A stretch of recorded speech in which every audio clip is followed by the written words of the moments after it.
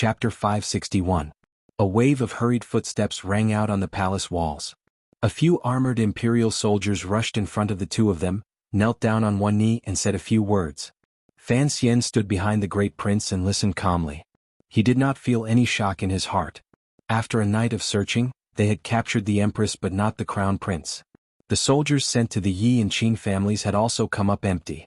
Just like how the eldest princess had sent people to surround the Fan Manor, they had also come up empty. Even though these older figures no longer had the ruthlessness of the past, they could still see the direction of the storm clearly. Since the Yi and Qin families had hardened their hearts to lead the eldest princess in rebellion, how could they let Fan Xian and the others capture any useful hostages? As for the other personal officials, they split up to report to the great prince on the current defensive situation in Jingdo. The great prince furrowed his brows slightly as he listened. He waved his hand for them to leave.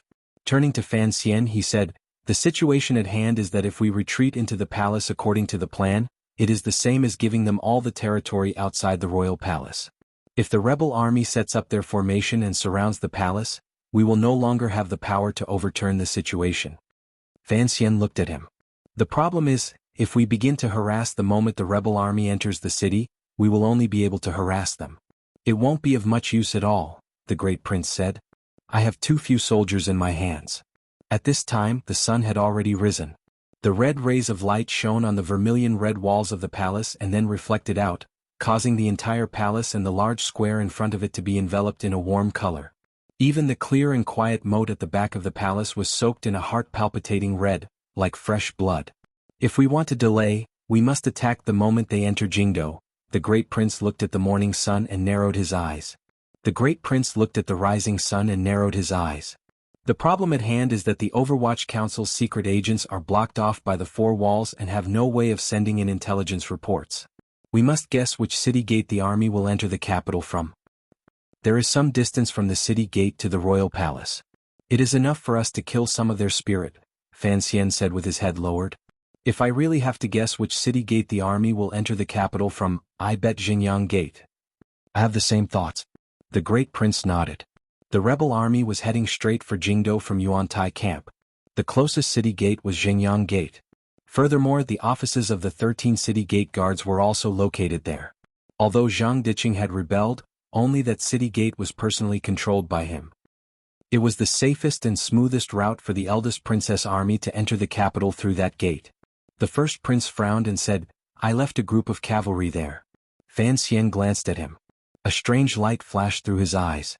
The difference in strength between them and the enemy was too great. It was impossible to defend against the enemy outside the city gates.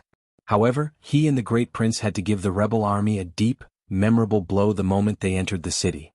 Only then could they reduce the rebel army's spirit. However, this group of soldiers would definitely be swallowed up by the surging power of the army, and not a single one of them would survive. Seeming to sense what Fan Xian was thinking, the great prince furrowed his brows slightly and said in a low voice, "As a soldier of the Qin kingdom, it is only right that we risk our lives." Fan Xian thought bitterly. It was only a struggle for power among the emperor's family, yet they wanted these common soldiers to shed their blood. At this moment, a gust of morning wind swept past. Along with the wind were some voices filled with hot-bloodedness and murderous intent. It was the colonels of the imperial army who had begun to mobilize their subordinates for the final battle. For a time, the atmosphere inside and outside the imperial city was somber and the air seemed to be filled with tension. "I ask you one last time. Do you want to leave?" The great prince narrowed his eyes and looked at the city gate in the east. He didn't even glance at Fan Xian. Once the army has surrounded the palace, it will be impossible to break through. He and Fan Xian had discussed this a number of times. The great prince was willing to lead the imperial army to lure the rebel army into Jingdo to carry out a bloody slaughter. Fan Xian, with the help of 1,000 Overwatch Council secret agents, would lead the people in the palace to find a way out, kill their way out of the city gates and quickly head south to Weizhou.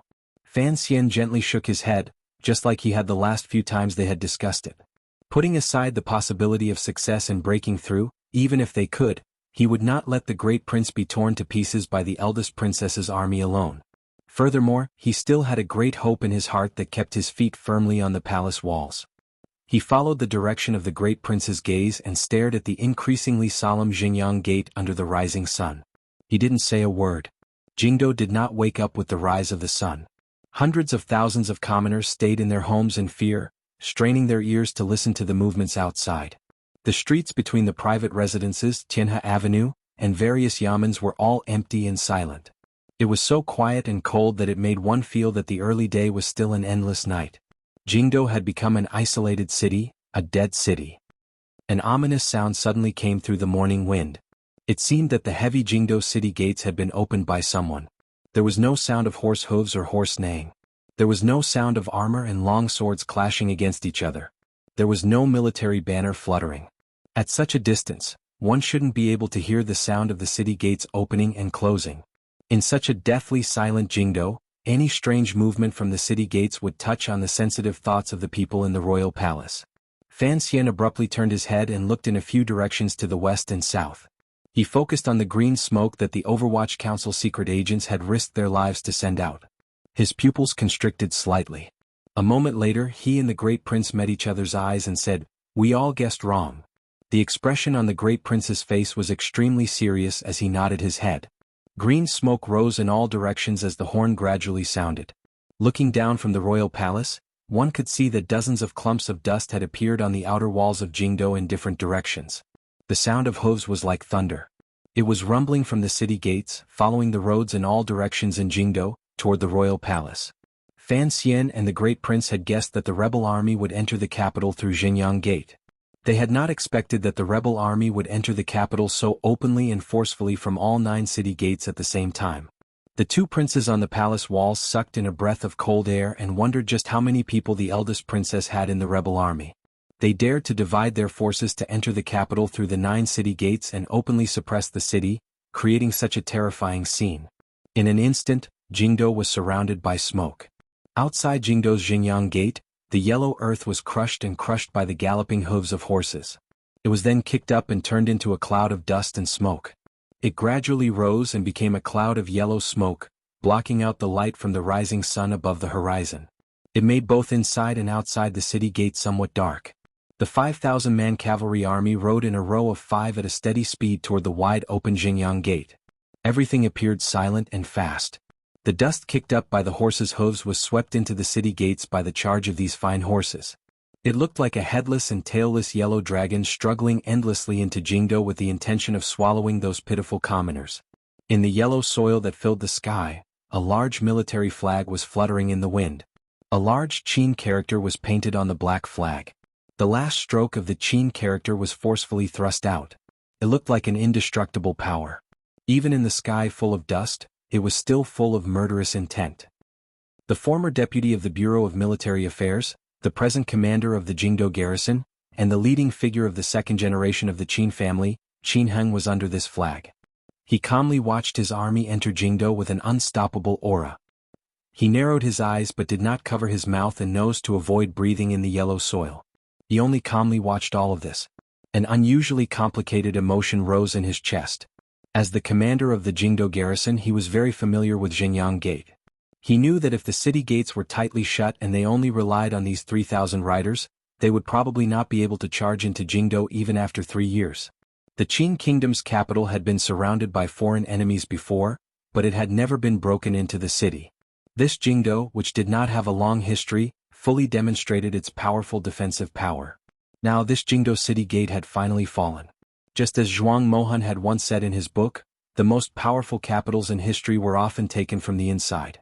The Qin kingdom's rebellion this time was no exception. Qin Heng watched all of this. As a soldier of the Qin kingdom, his emotions were complicated. He felt great admiration and fear for the eldest princess, who had easily taken control of the 13 city gate guards. However, the present situation did not allow him to think too much. The army had entered the capital through 9 city gates. The group of riders he led went through Xinyang Gate. He had to reach the royal palace before everyone else. This time, the army had gathered the armies of the Qin and Yi families, as well as the Jingdo garrison. There were 30,000 people in total, while the royal palace's defensive power added up to less than 6,000 people. The army entering the capital had to be open and aboveboard.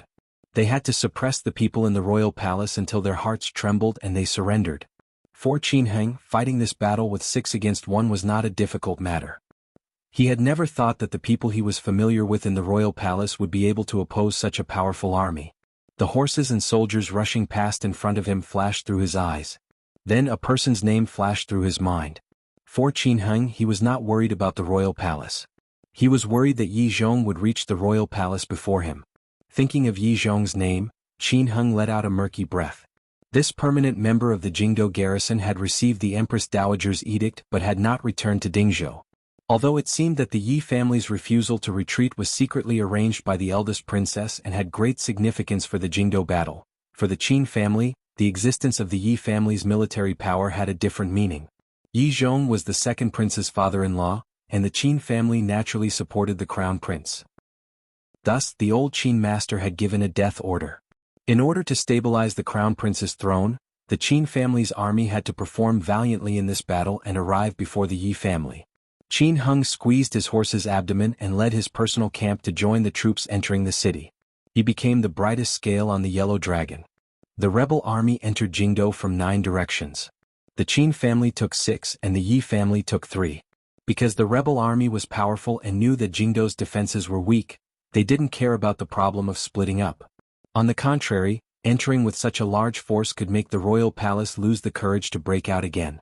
The thousands of soldiers of the 13 city gate guards did not join the rebel army. The common soldiers watched this scene dumbfounded. They didn't know what had happened. Some clever officers had already guessed that one of the princes had rebelled, but they didn't dare move under the suppression of their officers. Commander Zhang Diqing was a clever man. He knew that in this kind of rebellion, even if he added a hand, he wouldn't be able to do much. Holding tightly to his own city gate guards was the truly clever choice. The sound of horse hooves rang out like thunder on the road from Xinyang Gate to the royal palace. The riders of the Qin army took out their weapons and became cautious. However, their speed did not decrease at all. They galloped past like a gust of wind. The color of the Qin family's light armor was also very dark.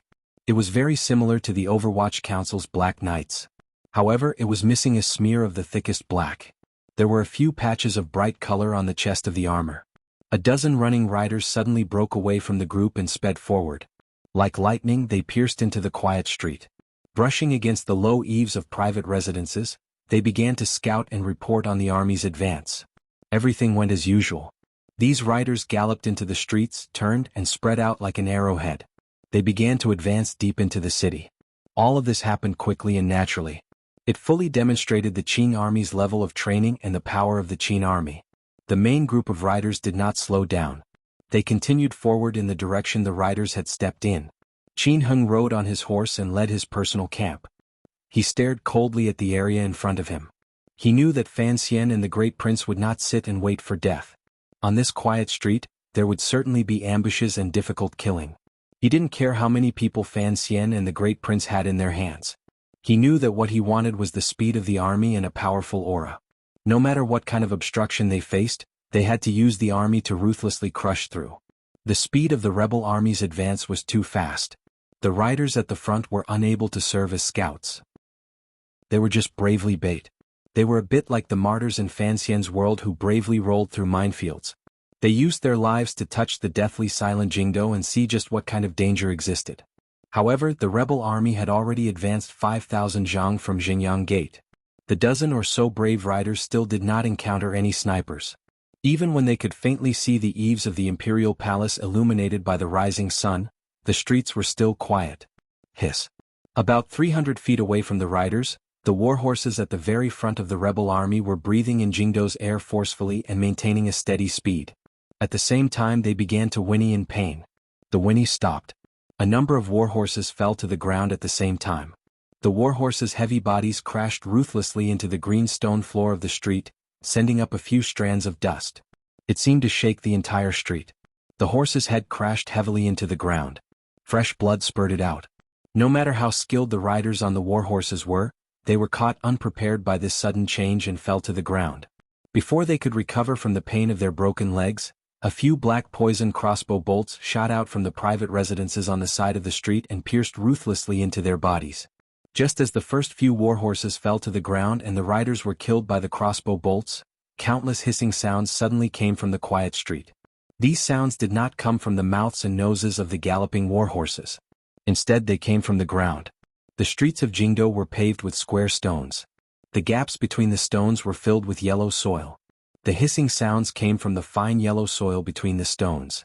At the same time, the yellow soil between the stones on the long street suddenly split open. There seemed to be some mysterious power on the two sides of the street. From the cracked yellow soil, thin black leather ropes shot up. The leather ropes were too thin and could not be tied to hooks. However, a faint light could be faintly seen. They should be thin needles dipped in poison. Dozens of specially made black horse tripping ropes suddenly and magically appeared on the street that had been flat just a moment ago. Countless muffled sounds rang out at the same time. The Qin army's main cavalry unit suffered a merciless attack. About 100 riders in total fell from the clouds in front of these dozens of horse-tripping ropes and smashed into the deep ground. For a moment, people and horses were thrown off their feet on the street. Wretched cries rang out. Countless people or horses had their tendons snapped or their bones broken.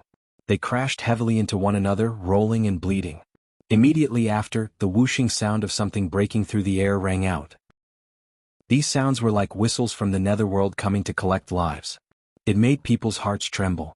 Countless black crossbow bolts shot out from the private residences on the side of the street and landed on the bodies of the rebel soldiers on the ground. In an instant, their wretched cries stopped. In just a moment, there were more than 100 dead people on this half of the street. These dead people all had crossbow bolts stuck in their bodies. The ambushers did not shoot the horses. The poisoned war horses lay powerlessly on the ground beside the bodies of their owners. As they whinnied in pain, they kicked their legs. The scene was incomparably wretched. Chapter 562. Actually, I had been sick for a few days. After the stomach pain, I caught a cold and then I had a rhinitis. Today it had finally reached its peak. I had been sitting in front of the computer for a few hours, and I had also gone to the toilet a few times. In total, I had only written a few hundred words. It was not a problem with my body but with my mind. I had really been in so much pain that I could not write anymore. I did not write much in July, and the quality would definitely drop.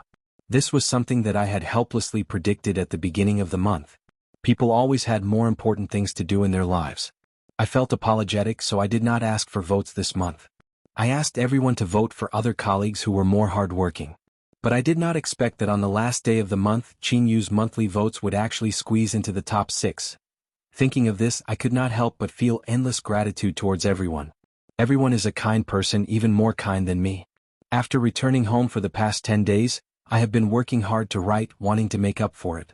But I did not expect that I would not be able to persist on the last day of the month. It is really a pity, and I am also a little disappointed. Chapter 563. On the first day of August, as usual, I am earnestly and sincerely pulling for monthly votes. Please give the monthly votes in your hands to me. I will write them seriously. I cannot promise they will be good, but I promise I will do my best. Thank you, everyone. After this obstruction, the Qin family rebel army's momentum was forced to a halt. Their formation, bound by the Jingdo streets, couldn't help but panic. At this moment, a number of explosive shouts rang out from within the army. At the first instant, a clear and powerful order was given, stabilizing the vanguard camp. Immediately after, the shield-holding soldiers caught up from behind. Stepping over the pools of blood on Chang Street, they bravely broke through the wooden doors of the private residences on both sides of the street and charged into those dark spaces.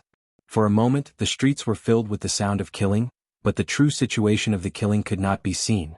With a crash, a large hole opened up in a private residence. A rebel soldier covered in blood was stabbed to death and fell out. Inside those private residences, there were still countless soldiers and Overwatch Council subordinates lying in ambush, carrying out a dangerous killing. The rebel army's discipline was strict. When Qin Hung coldly gave the order to use the lives of a large number of soldiers as the price to launch a counterattack toward the two sides of the street, the rain of crossbows attacking from all directions weakened. A bright knife light flashed. Dozens of treacherous horse-tripping ropes on the stone pavement of the street were neatly cut. These black leather ropes were like poisonous snakes with their heads cut off. They lay limply on the ground. The poisonous needles shining with a metallic luster were like the shiny liquid on the snakeskin. Qin Hung sat on his horse and stared ahead under the military flag. Abruptly, he picked up the horsewhip in his hand and lashed it down forcefully. A fierce general at his side gave a muffled grunt. Holding a long spear in his hand, he yelled, "Kill!" His legs squeezed the horse's abdomen. Leading hundreds of riders, he once again charged toward Chang Street. For a moment, there was only the sound of horse hooves rolling up like wind and thunder with an imposing aura. There were still wretched cries on Chang Street. There were still the sounds of knives sinking into bones in the private residences and the muffled sounds of bodies falling to the ground. It was difficult to see the figures of Overwatch Council subordinates.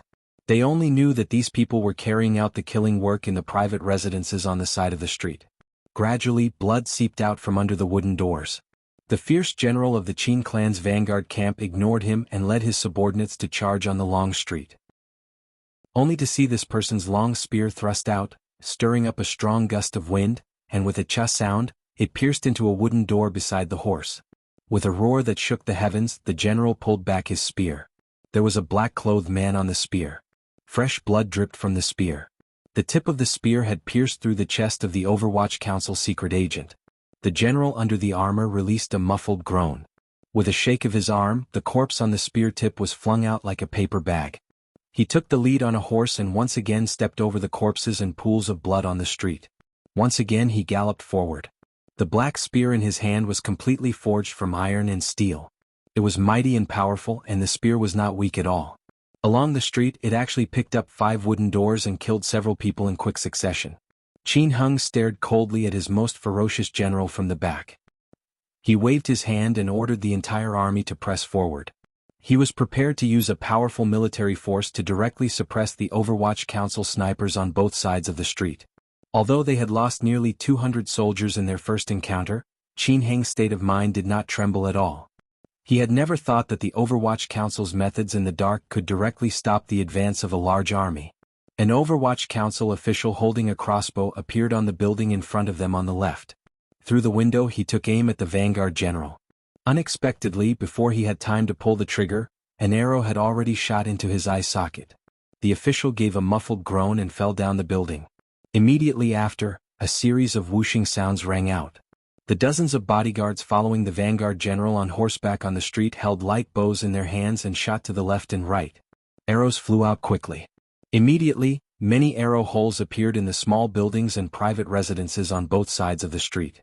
The Overwatch Council subordinates lying in ambush were preparing to use their crossbows to kill the vanguard general when they were all struck and fell. Of the 3 powers in the world, the Qing army was the strongest in riding and shooting. At this moment they were riding on the long street and holding hard bows in their hands. In an instant the Overwatch Council crossbowmen didn't dare reveal themselves. Even though there were occasional arrows that flew out from the 2 sides, they did not seem to be very accurate. They hit the heavy armor on the vanguard general's body but were unable to penetrate deep into his body. They only produced a few blooms of blood. In the blink of an eye, the Qin family general had already led the vanguard battalion to charge over 100 zhang, and behind him was the vast cavalry. In front of them was an open field, and there was no longer anything that could stop them from charging into the imperial palace. At this moment, a mournful signal arrow rang out on the long street. Pa pa pa pa. The windows of the houses on both sides of the street were all closed. Although the killing in the houses continued, the long street had returned to peace. It was an extremely strange peace. The vanguard general's face was covered in blood and dirt. His expression was murderous. With a shake of his long spear, he pulled it behind his back. Like a mountain-splitting axe, he pierced toward the end of the street. Although he had noticed the strange scene on both sides of the street, he did not feel a glimmer of fear. Now that the charge had been formed, how could the Overwatch Council's tricks stop the advance of the army?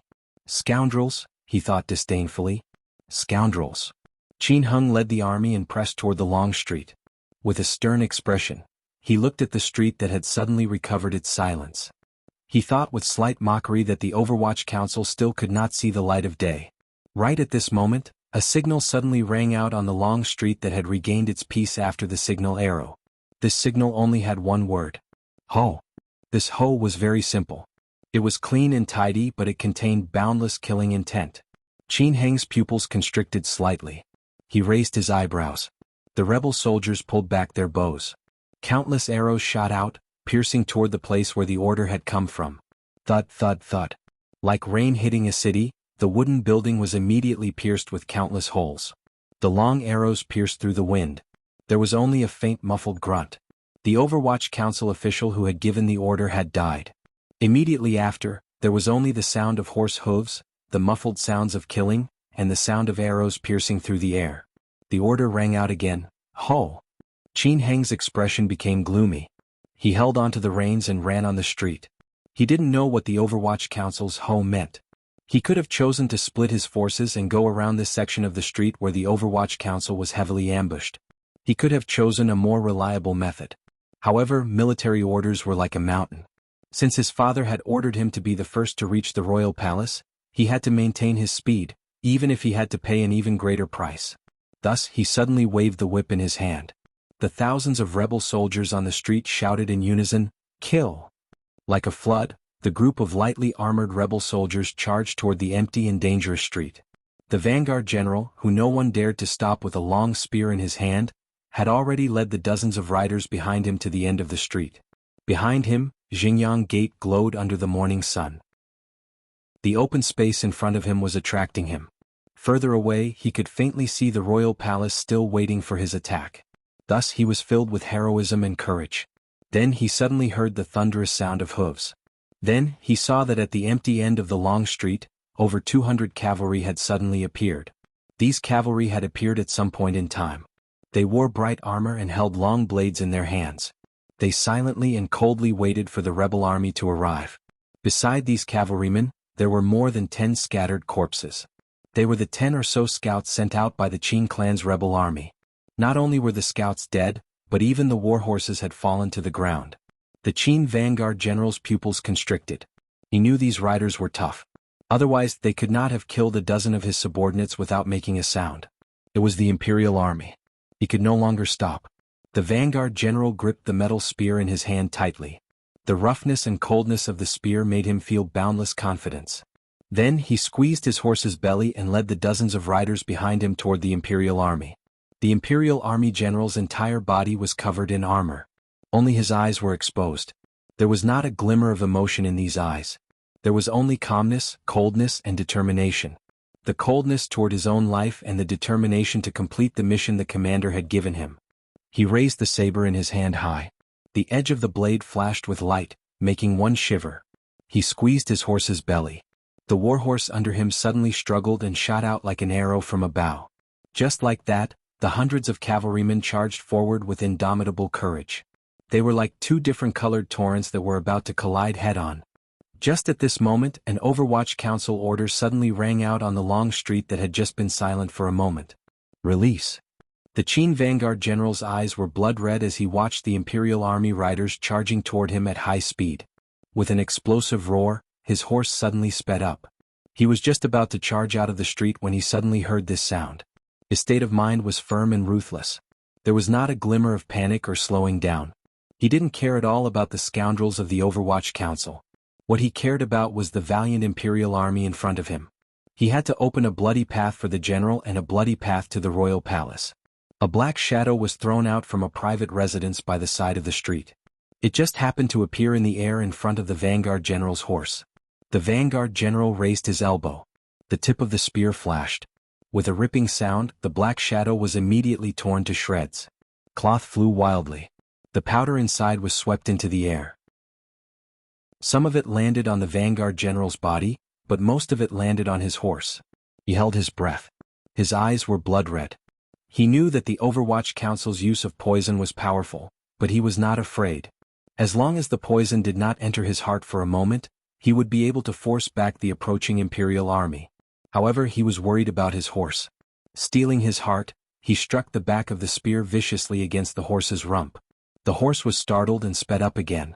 A series of springs rang out. On the street that had been calm for a long time, the crossbow bolts came again. The Qin vanguard general huffed coldly and swung his spear to protect his vitals and the head of his horse. A gust of wind swept out. Countless crossbow bolts fell to the ground. Occasionally, a few bolts hit his armor. With a crisp clang, they fell powerlessly to the ground. This vanguard general abruptly discovered that among the rain of crossbow bolts, there were a few smears of unlucky red fire. With a swish, 3 crossbow bolts landed separately on the vanguard general's heavy armor and the head of his horse. The crossbow bolts had fire cotton tied to them and were burning with tiny flames. In the red morning sun they were not obvious, but they were particularly fatal. The moment the flames touched the powder on the heavy armor, they began to burn with a whoosh. From the horse's head to the heavy armor and then to the helmet, wherever it touched the powder, the flames immediately spread. In the blink of an eye, the fire burned fiercely and enveloped the vanguard general in flames. Chi. A terrible roar came from the flames. At this time, the vanguard was still maintaining his charging posture, but he had already become a burning torch. He roared in terror and threw away the spear in his hand, trying to put out the fire on his body. However, this had already become something he could never do. The fire the Overwatch Council had set was not so easy to put out. He knew he was done for. His heart was filled with incomparable terror. The horse was in great pain and let loose a wild gallop. Shrouded in flames, the rider and horse charged terrifyingly to the front of the Imperial Army's front line. The general of the Imperial Army looked coldly and mockingly at the man on fire charging toward him. As the two riders passed each other, he swung his long knife with a flash. The knife came out without a sound. It passed through the fire and chopped off the head of the vanguard general. With a crack, the head broke off. Tied by the neck armor, it burned in the flames. The flaming horse let out a mournful cry as it charged blindly. Carrying its headless master, it crashed head first into an alley wall on the side of the street. With an extremely heavy muffled sound, both the horse and the master fell to the ground, neighing miserably. No one looked at them. There were only 200 or so riders of the Imperial Army. At this moment they maintained a very high speed. They stepped over the bodies of the vanguard soldiers that had been shot into beehives and burned into charcoal. They charged toward the center of the army where Qin Heng was. Qin Heng didn't know what kind of shameless and sinister murder his most valued vanguard had suffered. After hearing the Overwatch Council's second call for an order, he had already ordered his army to begin pressing toward the two sides of Chang Street because the Overwatch Council's second attack had already begun.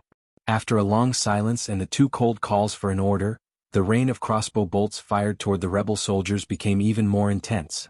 Most of them were aimed at the center of the military flag, particularly where Qin Heng's personal camp was. "It's a repeating crossbow." Finally, a rebel soldier cried out timidly. Amidst the howling of crossbow bolts breaking through the wind, this cry was particularly heart-shaking. Do do do do. A series of densely packed strikes rang out. The first arrow was blocked, but what about the second and third? A dozen personal soldiers bravely stood in front of Qin Heng's horse. They only had elbow shields in their hands. It was not enough to block such a dense and fast crossbow bolt. They used their bodies and the large bodies of their war horses to act as meat shields for Qin Heng. On Chang Street, people and horses were thrown off their feet.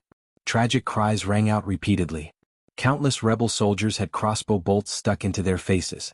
Fresh blood and sweat mixed together. Everywhere there were cries for help.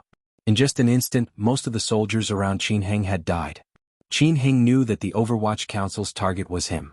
His face was covered in blood and dirt. His expression appeared particularly sinister amidst the blood and dirt. It was not until this moment that he finally confirmed that Fan Xian had the Overwatch Council lie in ambush at Jinyang Gate not just to block and stall for time. He was prepared to put his life on the line, to keep his life here. Although he didn't know why Fan Xian valued his life so much, he was stern and fearless. He only looked at the initially calm Chang Street, which was now filled with the sound of crossbow bolts, and his subordinates bravely and helplessly fighting against the poisonous powder and hidden crossbow bolts. A vein appeared on his temple. A wave of anger filled his chest. These scoundrels only knew how to use such unorthodox methods. Did they dare to delude themselves into trapping him? He pulled out the long sword at his waist and squeezed his horse's belly. The horse leaped like a dragon and leaped out amidst the crossbow bolts. He roared, "For the Qin Kingdom, kill." The commander began to risk his life to charge the formation. The morale of the rebel soldiers rose greatly. In unison they cried out "kill," and charged deep into the two sides of the street through the rain of crossbow bolts. They used their bodies and lives to slightly suppress the Overwatch Council's second wave of attacks. After all, the rebel soldiers had the advantage of numbers. As long as they could come into direct contact with the Overwatch Council officials hiding in the darkness, they would obtain the final victory. However, at this moment, the Imperial soldiers at the other end of the street had already charged over. There were only 200 riders, but it was like there were 2,000. Thunder rumbled and a murderous aura surged. Their power could not be stopped. Like a flood, they charged into the Qin family army, which had already been forced to scatter. Both sides wore armor and had knives in their hands. Murderous intent boiled to the heavens. Although the Qin family army's formation was a bit messy, on the not very wide Chang Street, this was a head-on collision with no path of retreat.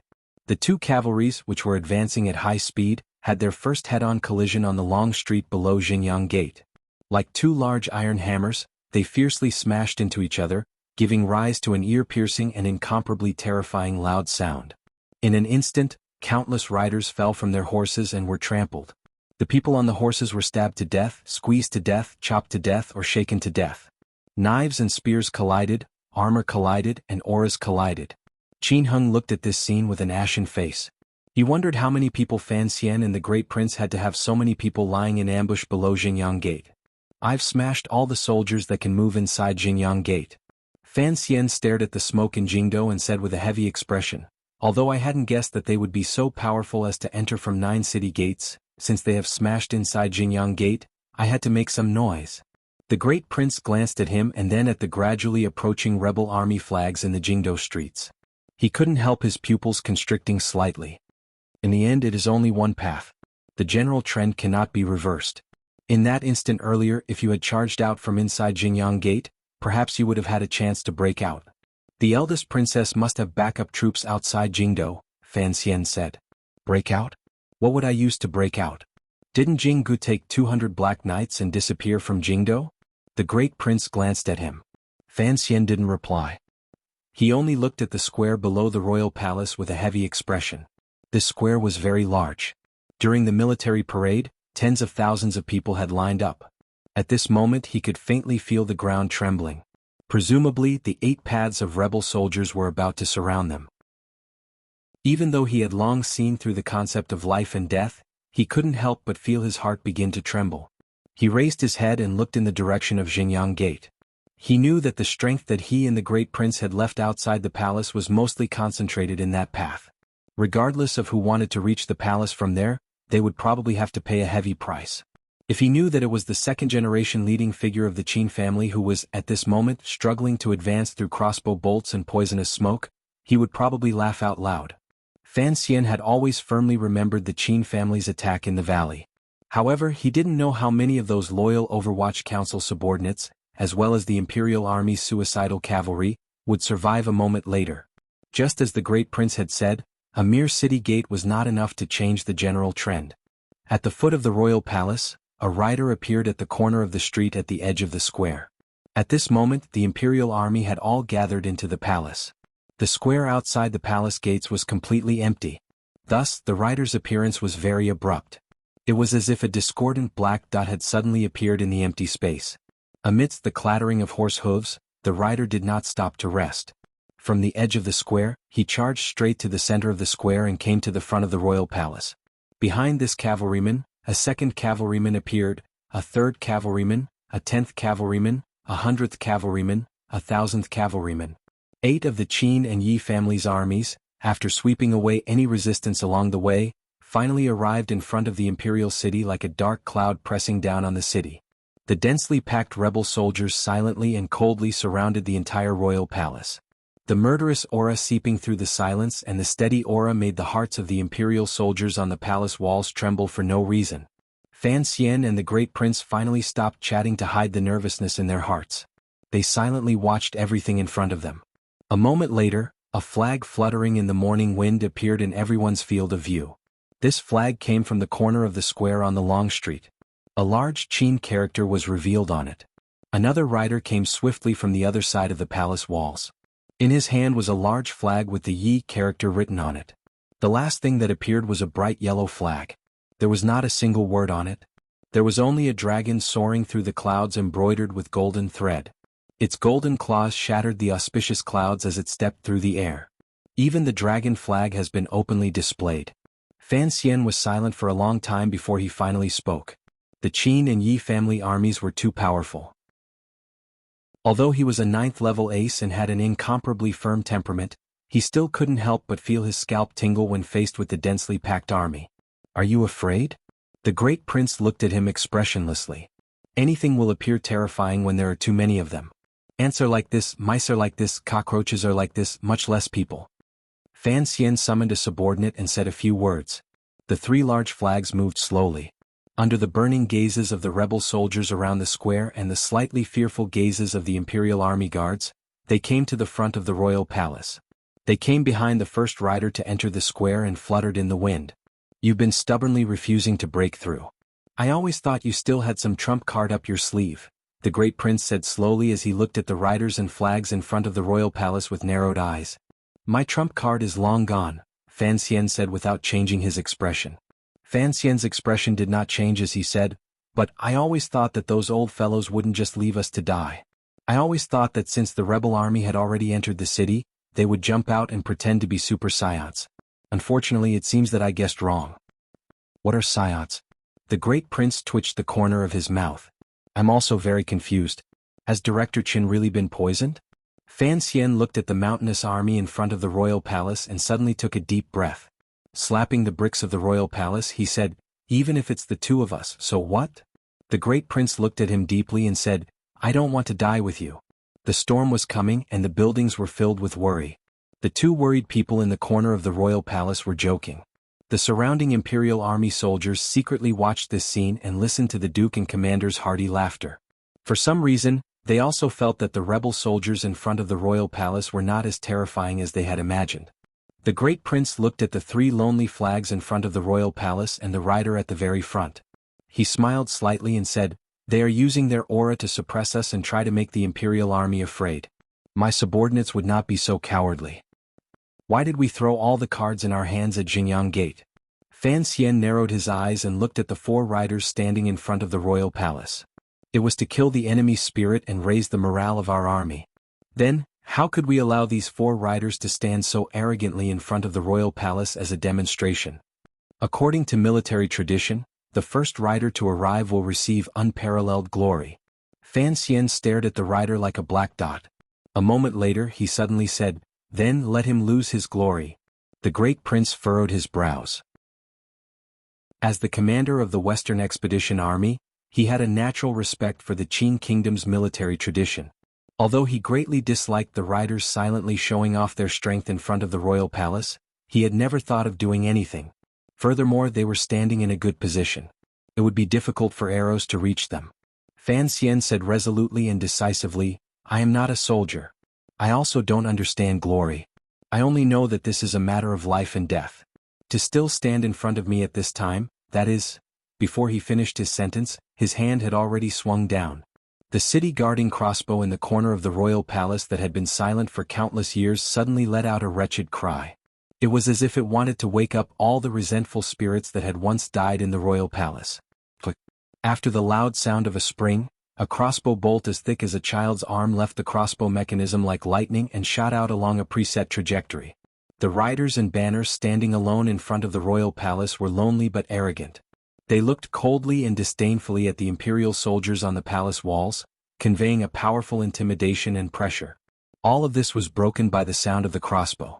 The first rider to enter the boundaries of the royal palace didn't even have time to raise his head before the massive crossbow bolt pierced through his body and into the body of his warhorse. Accompanied by a large spray of blood, the man and horse were ruthlessly nailed to the stone tiles of the square. Chapter 564. The arrow of the city-guarding crossbow was like a short spear. It pierced through the flesh and blood of man and horse, piercing deeply into the cracks between the stone tiles of the square. The fine iron arrow, as thick as a child's arm, trembled endlessly and made a buzzing sound. It brought the blood of the rider's body under the arrow with it. Many people were unable to react, including the rebel army and the imperial guards on the palace walls. Tens of thousands of people stared dumbly at this scene, not daring to believe their eyes. Such a huge crossbow bolt had pierced through the cavalry's body. It was more like an iron rod from the heavens, ruthlessly smashing down from beyond the clouds. A death-like silence and an icy fear spread through the square. On the rider's body that had fallen gloriously, the three banner-holding officers also did not react.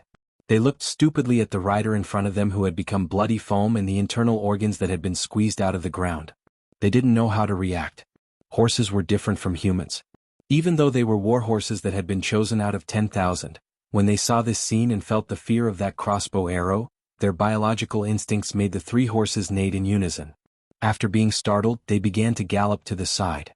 A moment later, two military flags fluttered in the morning wind. They returned wretchedly to the rebel army's camp. The other bright yellow dragon flag fell miserably to the flat ground of the square and rolled up into a ball. It looked very unsightly. The soldier holding the flag had been startled by the city-guarding crossbow. The warhorse under him had also galloped in fright. For a moment he lost his grip and dropped the dragon flag to the ground.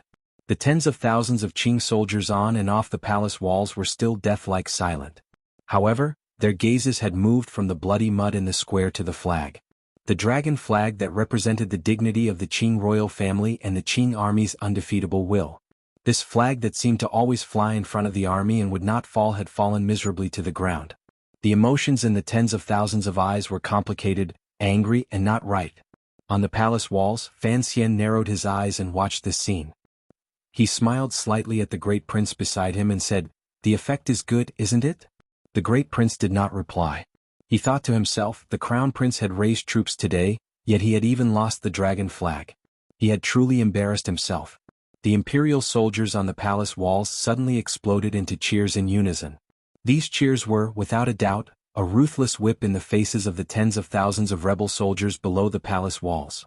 At that moment, the empty-handed cavalryman who had lost his flag had already returned to the rebel army's camp.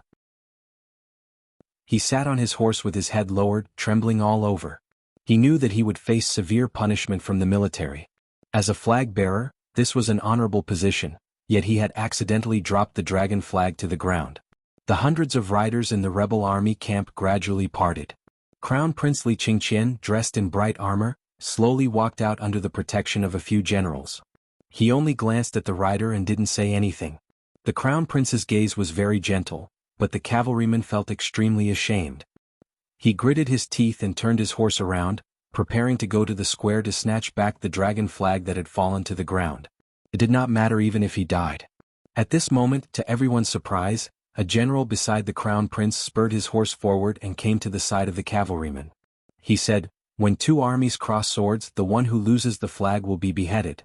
The moment the word beheaded left his mouth, the cavalryman's body trembled. He unconsciously closed his eyes but did his best to straighten his body. Then he felt a chill on his neck. The general pulled back his knife and didn't even glance at the fallen body of the cavalryman beside him. He squeezed out a cold snort from his nose and squeezed the sides of his horse. The handsome horse beneath him shot forward like lightning.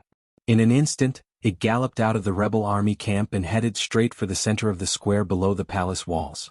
It was headed straight for the dragon flag that was curled up on the ground.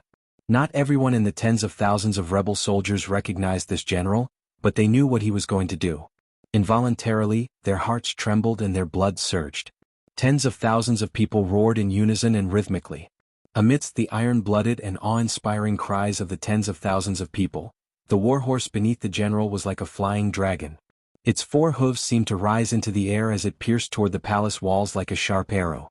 Riding alone in the open square under the gaze of tens of thousands of people and the piercing of crossbow bolts on the palace walls, it was very heroic. The speed of the horse was very fast. The rider's skill in controlling the horse was even more impressive. It looked like it was charging in a straight line toward the palace walls. In reality, it was following a strange path. Although it took some detours, it was full of vigor. In only a moment, it had charged to the center of the square. Until now, not a single one of the city-guarding crossbows had been fired. The Imperial soldiers and Overwatch Council soldiers beside the giant city-guarding crossbows broke out in a cold sweat. It was impossible for them to capture the path of the rebel general's advance. Even under such high speed, it seemed that he could still keenly capture the speed of fire and defensive range of the city-guarding crossbows. Fan Xian stared at this scene with narrowed eyes. He felt that in the blink of an eye, this rebel general had already charged to his feet and in front of the dragon flag. The city-guarding crossbows had just demonstrated their power once, and this rebel general had already charged over. Such vigor and courage was truly admirable. For some reason, Fan Xian suddenly thought of 13th Wang. His heart jumped slightly. He was just about to raise his hand when he used a great deal of willpower to order himself to slowly lower it. This small action did not fall into the eyes of the great prince because he was also watching the one-man show of two armies fighting for power in front of the palace walls with a stern expression. When two armies crossed swords, vigor was the most important. The flag was the power. Capturing the flag was capturing the power. The rebel general on the horse rode to where the dragon flag was. He did not slow down. Using superb riding skills, he hung one foot on the pedal and reached down with one hand. Easily he picked up the dragon flag. Although Fan Xian had lowered his arm, the group responsible for operating the city-guarding crossbows did not want to pass up this great opportunity. They pulled on the heavy spring of the crossbow mechanism. With a muffled bang, the thick palace walls seemed to tremble with the release of the giant crossbow. The neigh of a horse rose into the sky. The rebel general below the palace walls seemed to have guessed when the city-guarding crossbows would fire. He raised the reins and kicked his beloved horse's abdomen with both feet. With a wild roar, he had the horse stand up on its hind legs. The warhorse's front hooves hung in the air as its massive body was forcefully twisted. It even hovered in the air in a stupefying manner. The rebel general held the bright yellow dragon flag in one hand and fiercely raised the reins in the other. He sat diagonally on the rearing warhorse. Illuminated by the morning sun, he appeared heroic and fierce. At this moment, the giant city-guarding crossbow finally arrived in front of them and brushed past the warhorse's abdomen. It stabbed down diagonally and viciously. The iron crossbow, as thick as a child's arm, pierced into the stone slabs of the square. Shattered stones flew everywhere, but it did not even graze a hair on the rebel general's body. The rebel general twisted his left elbow and pulled in the reins again. The head of the horse under him turned to the left. With a neigh, its two hooves landed on the ground. All the muscles in its body relaxed and tightened. Like a wisp of smoke, it galloped directly back to the rebel army camp and back to the crown prince's side. The rebel general did not dismount. He only heavily stabbed the bright yellow dragon flag into the ground. The flagpole entered the ground but did not fall. The dragon flag once again fluttered in the morning wind and shone brilliantly. Then he turned his horse's head and was silent as he looked at the two black dots on the palace walls. In just a few breaths, this rebel general had done what most people could not do. From the moment he leaped out of the camp, tens of thousands of rebel soldiers began to cheer. As he took back the dragon flag and galloped back to the camp, tens of thousands of people's mountainous cheers grew louder and louder. When this rebel general stabbed the dragon flag back into the ground and the flag fluttered in the wind, the cheers of the rebel soldiers finally reached a climax. Impressive. Fan Xian gently wiped away the cold sweat on his palms. At this moment, he expressed an opinion that he should not have expressed as one of the commanders. There are indeed countless fierce generals in the Qing army. No wonder no one can defeat them unhindered under heaven. Fan Xian smiled slightly and said, "It's Gong Dian. He has been the deputy commander of the imperial army for so many years. His understanding of the city-guarding crossbow is much better than yours or mine. Furthermore, he is an 8th-level ace. Given his noble status as a general, he bravely risked his life to take back the flag. Such courage is truly admirable." The great prince furrowed his brows slightly and said, "So it's him? No wonder, no wonder. General Gong has been herding horses on the borders of Dingzhou since he was young. His riding skills came from the Hu people and he is known as the best in the army." This was not the first time Fan Xian had heard of Gong Dian's background. He looked calmly at the rebel army's camp and found that most of the people around the crown prince were generals of the Qin family. It seemed that only Gong Dian had appeared in the Dingzhou Yi family. Gong Dian was the previous deputy commander of the imperial army and minister of guards. He had once been a trusted subordinate of the Qing emperor. However, because of the Qing emperor's suspicions toward the Yi family, he chose to use the Hanging Temple matter and chose a groundless reason to throw Gong Dian into prison. Fan Xian had been involved in the Hanging Temple matter from beginning to end and had been heavily injured once. There were many secrets inside that he still did not understand. However, he knew that because of the emperor's paranoia, he had no idea how much terrifying opposition he had brought to Jingdou. Fan Xian's heart jumped again. The eldest princess, Chen Pingping and Lin Ruofu had both said on different occasions that the emperor did not have any major weaknesses. It was only because of his paranoia that he could be defeated. The great prince suddenly raised his head and said, "It's a draw." Fan Xian nodded. He knew what the great prince meant by a draw. The rebel army had surrounded the palace. Given the palace's defensive power, it would not be able to hold out for more than a few days. Thus, they had to use the most direct method at the very beginning to strike at the rebel army's morale. Although they did not have the extravagant hope that they would be able to take the flag and steal their morale, they could at least make it so that they would not be able to charge in one go and create a relatively slow process. That was why there was the wretched killing in front of Xingyang Gate and the first use of the city-guarding crossbows in half a century. Even if it was only aimed at one person, it had to make the rebel army's hearts tremble. However, Gong Dian's confident capture of the flag caused this momentum to turn back. Fortunately, although the rebel army was once again full of vigor, looking at the other party's formation, they should not attack immediately. The rebel army had a clear advantage. Why didn't they attack immediately? Fan Xian could calculate a few points. The royal palace had a natural advantage in defense. The city walls were tall and thick and the crossbows were united. The power in the palace was already at a dead end. If the rebel army attacked, this kind of destructive power that would rise from a dead end forced the crown prince to reconsider. The more important question was, who would attack?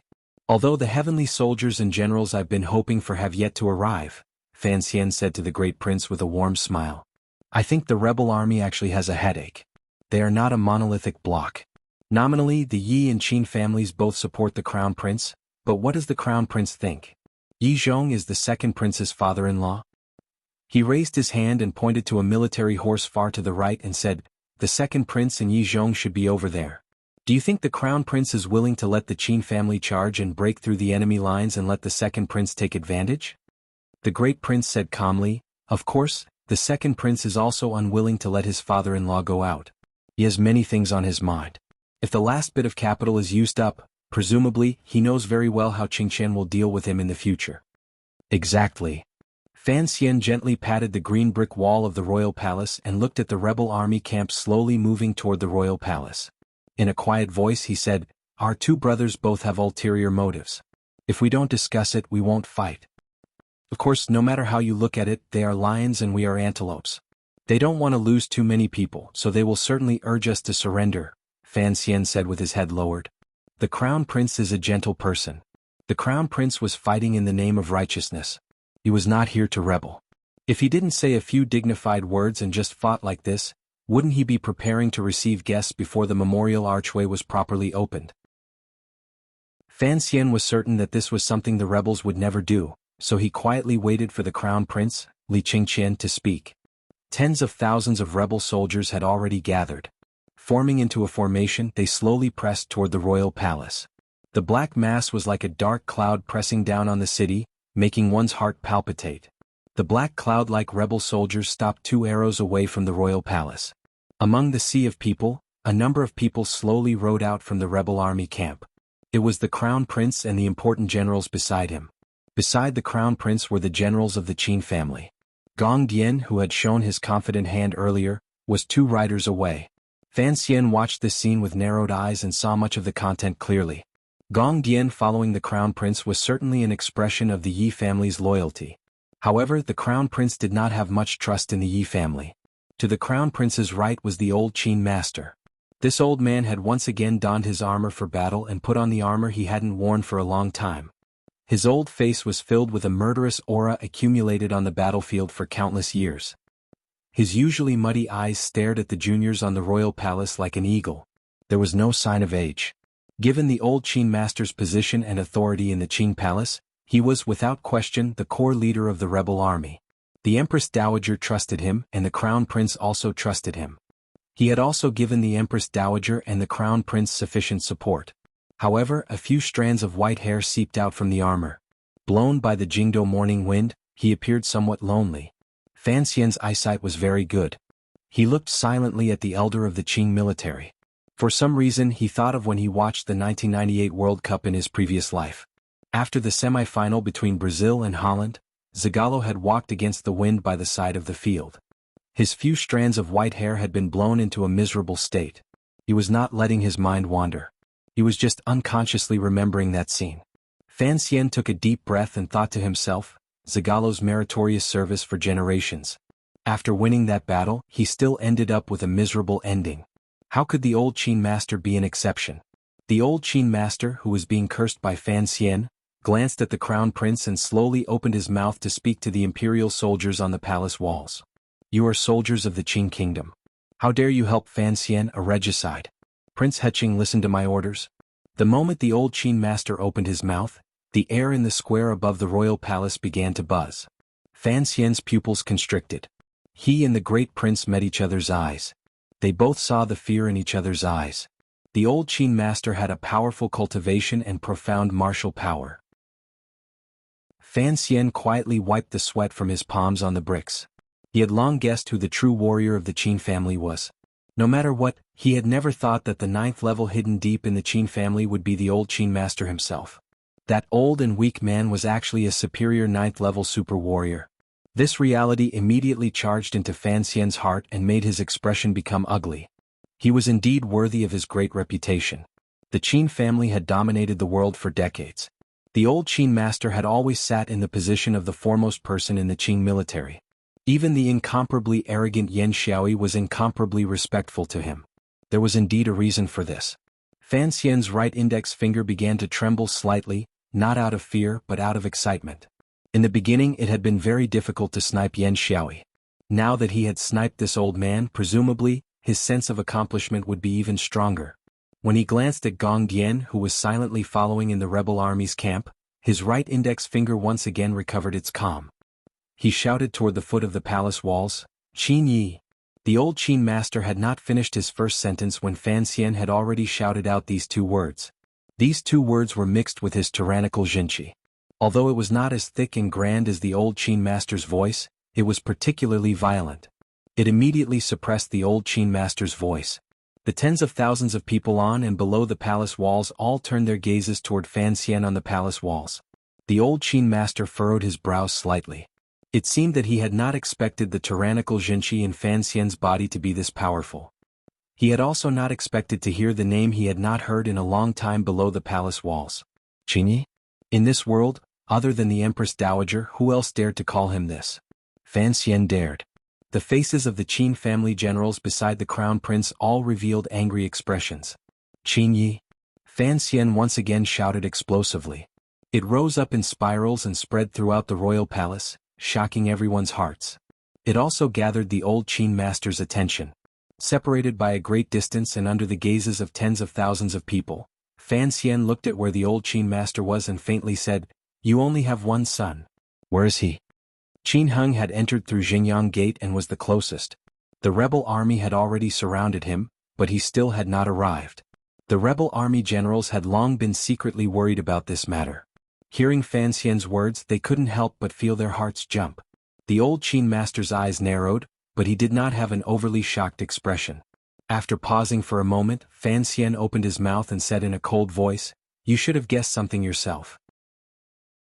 Correct, your eldest son was killed by my subordinate Jinggu with a spear in the camp.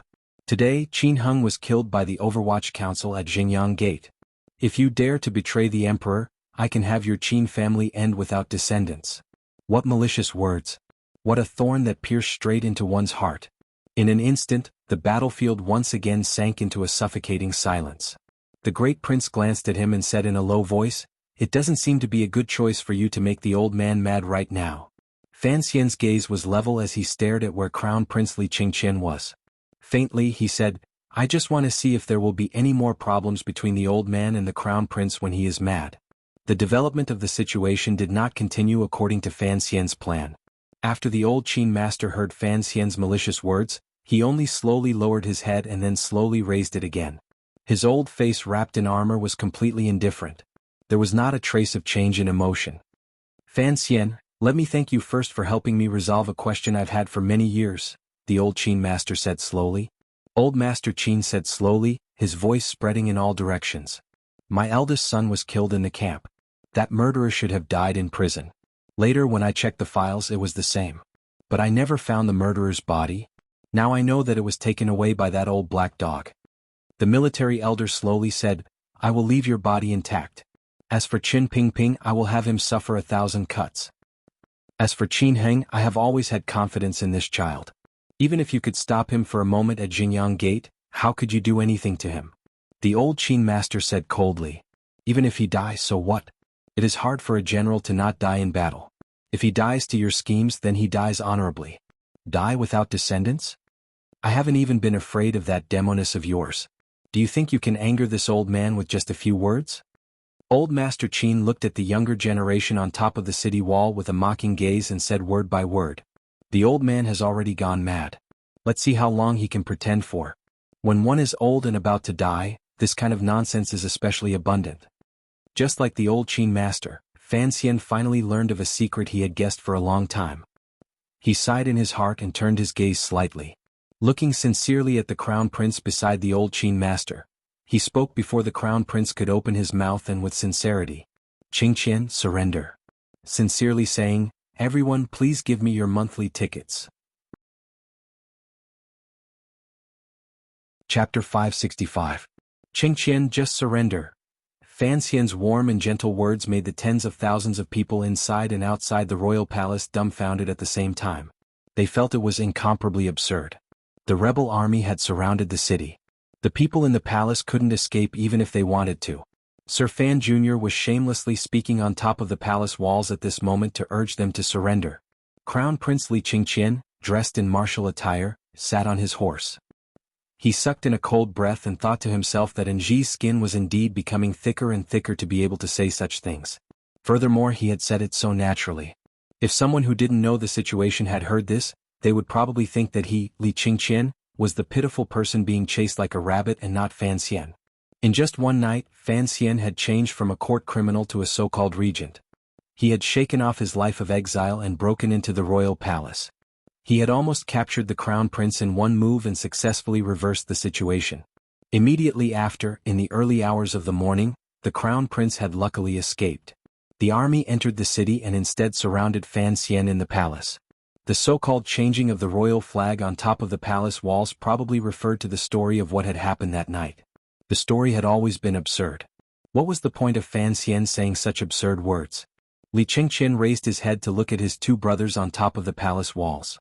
After smiling bitterly, he shook his head and thought self-mockingly that after the old Qin master had spoken, he should have been the one to sincerely urge his brother to surrender. Unexpectedly, Fan Xian had rushed to say such words and stuffed his own words in his mouth. Fan Xian was indeed sinister to the extreme. The sound of messy horse hooves rang out from the square to the right. Li Qingqian unconsciously turned his head to look and saw the Dingzhou army entering the capital from the west gate, slowly moving toward the center of the army he was in. He furrowed his brows. In front of the thousands of people, he saw the second prince's handsome face. A faint chill rose in his heart. The things in his brother's heart were not simple. His face was very similar to Fan Xian's. The calculations in his heart were probably just as sinister. The Dingzhou army slowly stopped on the right flank of the rebel army and carefully maintained a respectful attitude toward the rebel camp. "Big brother, you and I." Crown Prince Li Qingqian glanced at the second prince and finally opened his mouth. He could not wait for the second prince to speak. However, he did not have the support of internal qi. He had to shout to be heard by those on the palace walls. Although he still maintained the dignified royal aura that he had cultivated as the crown prince of the Eastern Palace for a dozen years, in comparison, it was not as valiant as when Fan Xian had berated the Qin family. Fan Xian picked his ear and glanced at the great prince. He didn't say anything because the great prince was listening very seriously. The crown prince's words were all within his calculations. He was trying to use brotherly affection to convince the great prince. At the same time, he was still pushing the Dong Mountain incident onto Fan Xian. Although the crown prince knew that the great prince would not believe that Fan Xian was the assassin, he still had to say it. Any brotherly bond had to be built on a logical foundation. The great prince's expression darkened. The emperor had 5 sons. If one did not count Fan Xian, who had grown up in Danzhou, and the third prince who was the last to be born, then he, the crown prince, and the second prince could be said to have grown up together. Although the crown prince's status was respected, the 3 brothers had a good relationship, particularly before the emperor showed favor to the second prince. The interactions between the 3 princes were more valuable than the bloody plots and stories in the history books. Everyone had thought, but no one wanted to imagine, that one day these 3 brothers who had grown up together would meet with swords and weapons. The second prince, who had remained silent since the rebel army surrounded the palace, also opened his mouth. He gently used the heel of his boot to tap the horse beneath him and allowed the horse to take him 10 feet out of the rebel army ranks. Gazing at the palace walls, he followed the crown prince's words and began to speak sincerely to the great prince. It had to be said that the second prince did indeed have a way of winning people's hearts. He did not mention the matter of the great prince surrendering. He only used the friendship of the past to describe his displeasure at the great prince helping Fan Xian in an angry tone. He also faintly mentioned that the Qing emperor's attitude toward the great prince was not like that of a father toward his son. Fan Xian glanced at the great prince and found that beside him, the great prince's expression was growing darker and darker.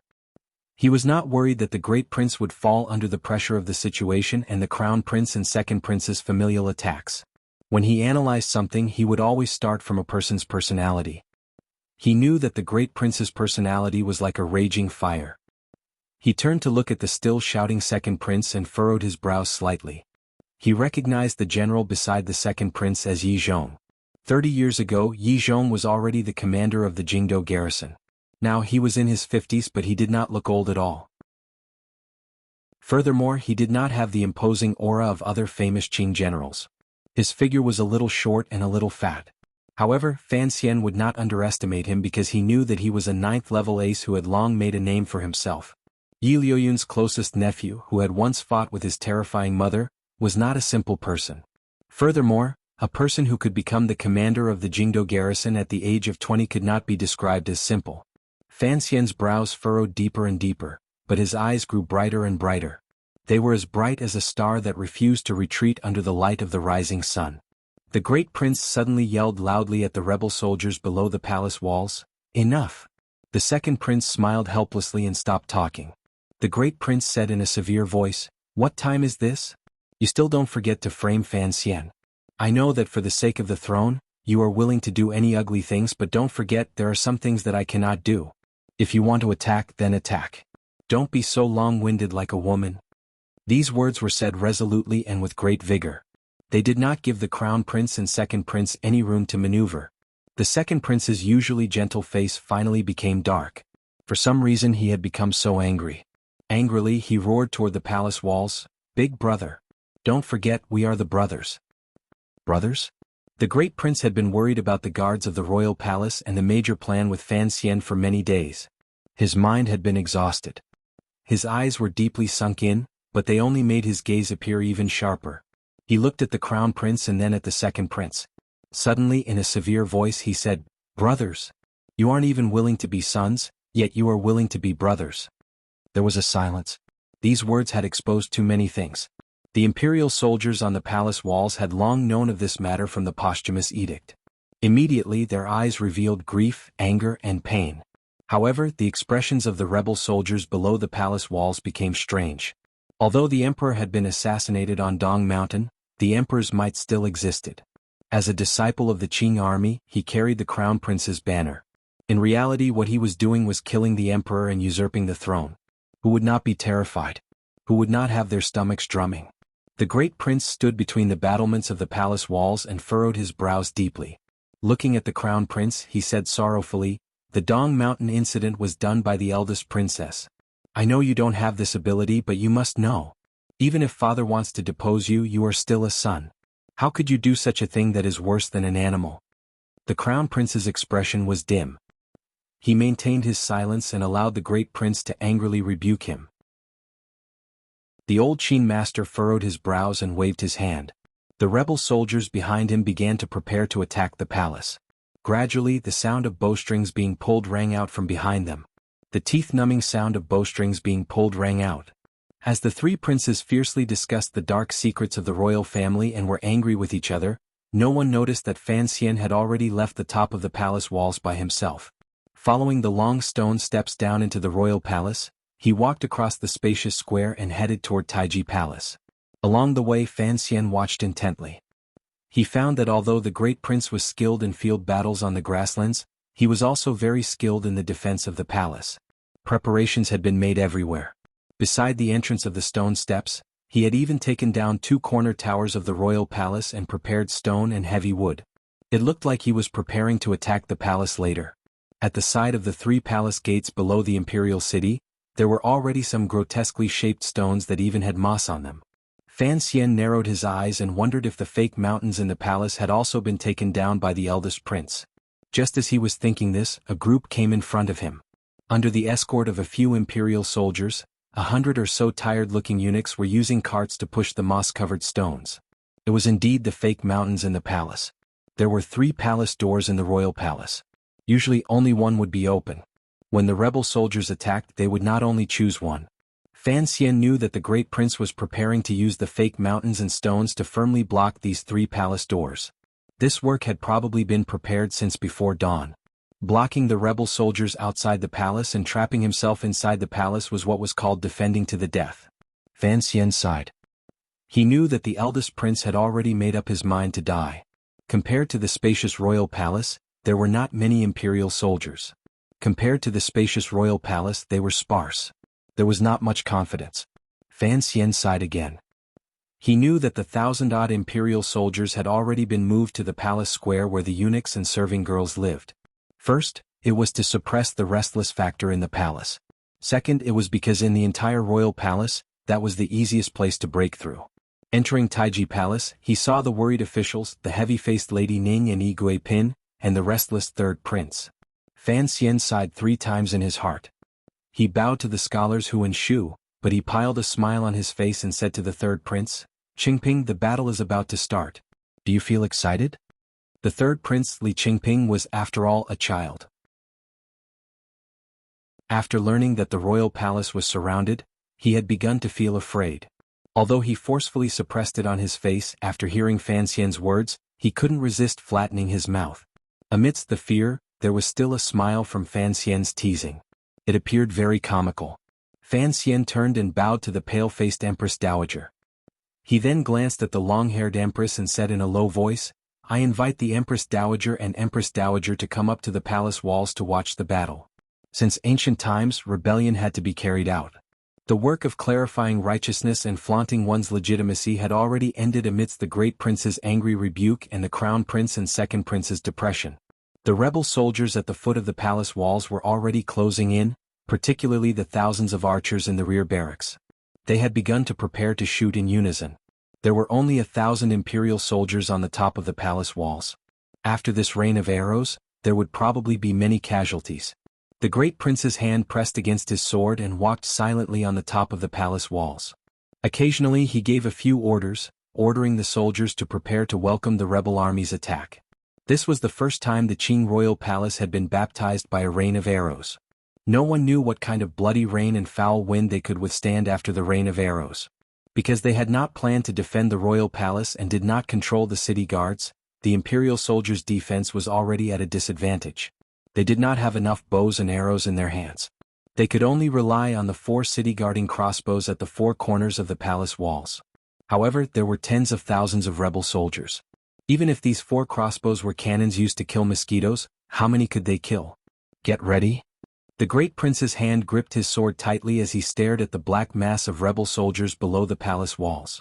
Hearing the endless sounds of bowstrings being pulled taut, his heart involuntarily tightened. Thousands of archers drew their bows at the same time. The heart-shaking creaking sound seemed to pierce through everyone's eardrums on the palace walls and shake through everyone's mind.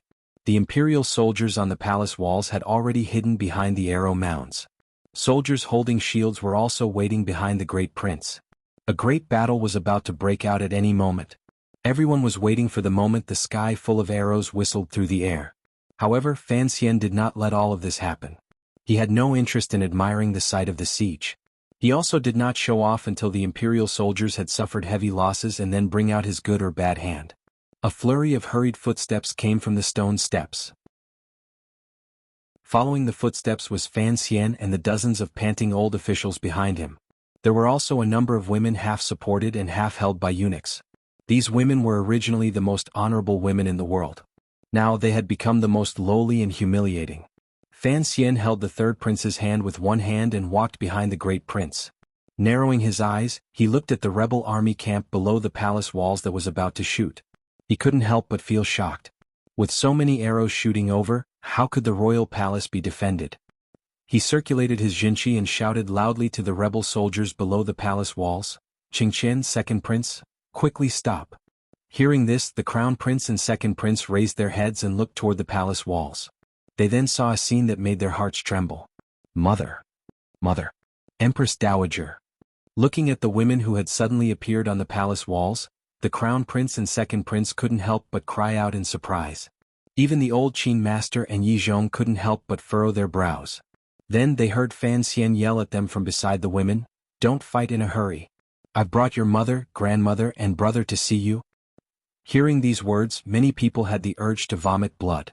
No one would have thought that Fan Xian, who was renowned as an immortal poet and had displayed his dark power as the commissioner of the Overwatch Council, would say such shameless words. However, only Fan Xian knew that after experiencing the life and death experience on the meadow, his life had finally undergone a welcome change. He had shaken off the dark air accumulated from 2 lives and was gradually coming closer. Gradually he was going to merge with the little boy on the rooftop in Danzhou who had yelled for it to rain to collect his clothes. Such a Fanxian was a cute Fanxian, a disgusting Fanxian, a shameless Fanxian, and a terrifying Fanxian.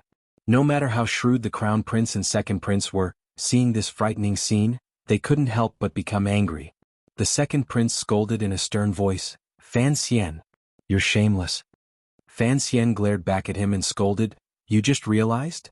The Crown Prince was also incomparably angry, but he immediately said to the old Qin master beside him in a panic, "Don't shoot."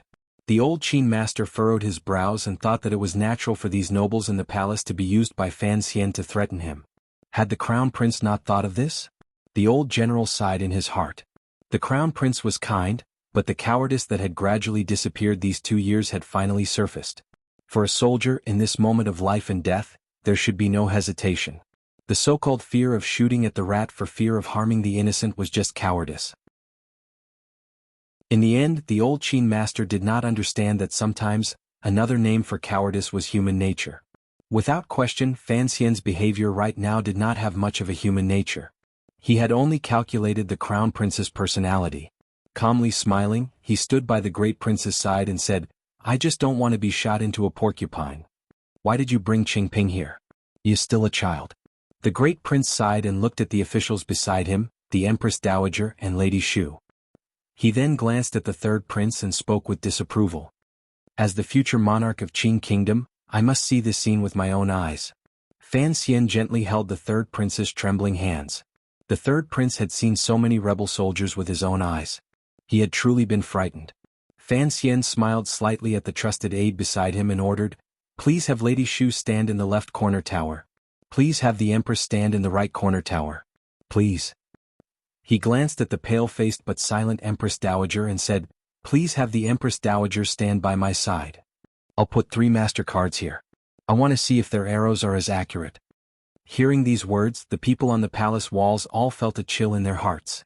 After the clamor, Fanxian looked at the people in the rebel army camp who were arguing fiercely about something and said, "Regardless of what the Crown Prince and the old Qin master decide to compromise in the end, presumably they will both be very displeased with each other."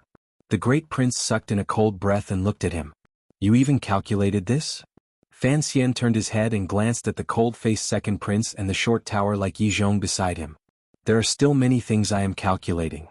If the one leading today was the second prince, the rain of arrows would probably have arrived by now. Although the Empress is not as amiable as Lady Shu, her fate is much better than Lady Shu's because her son is stronger than Lady Shu's son.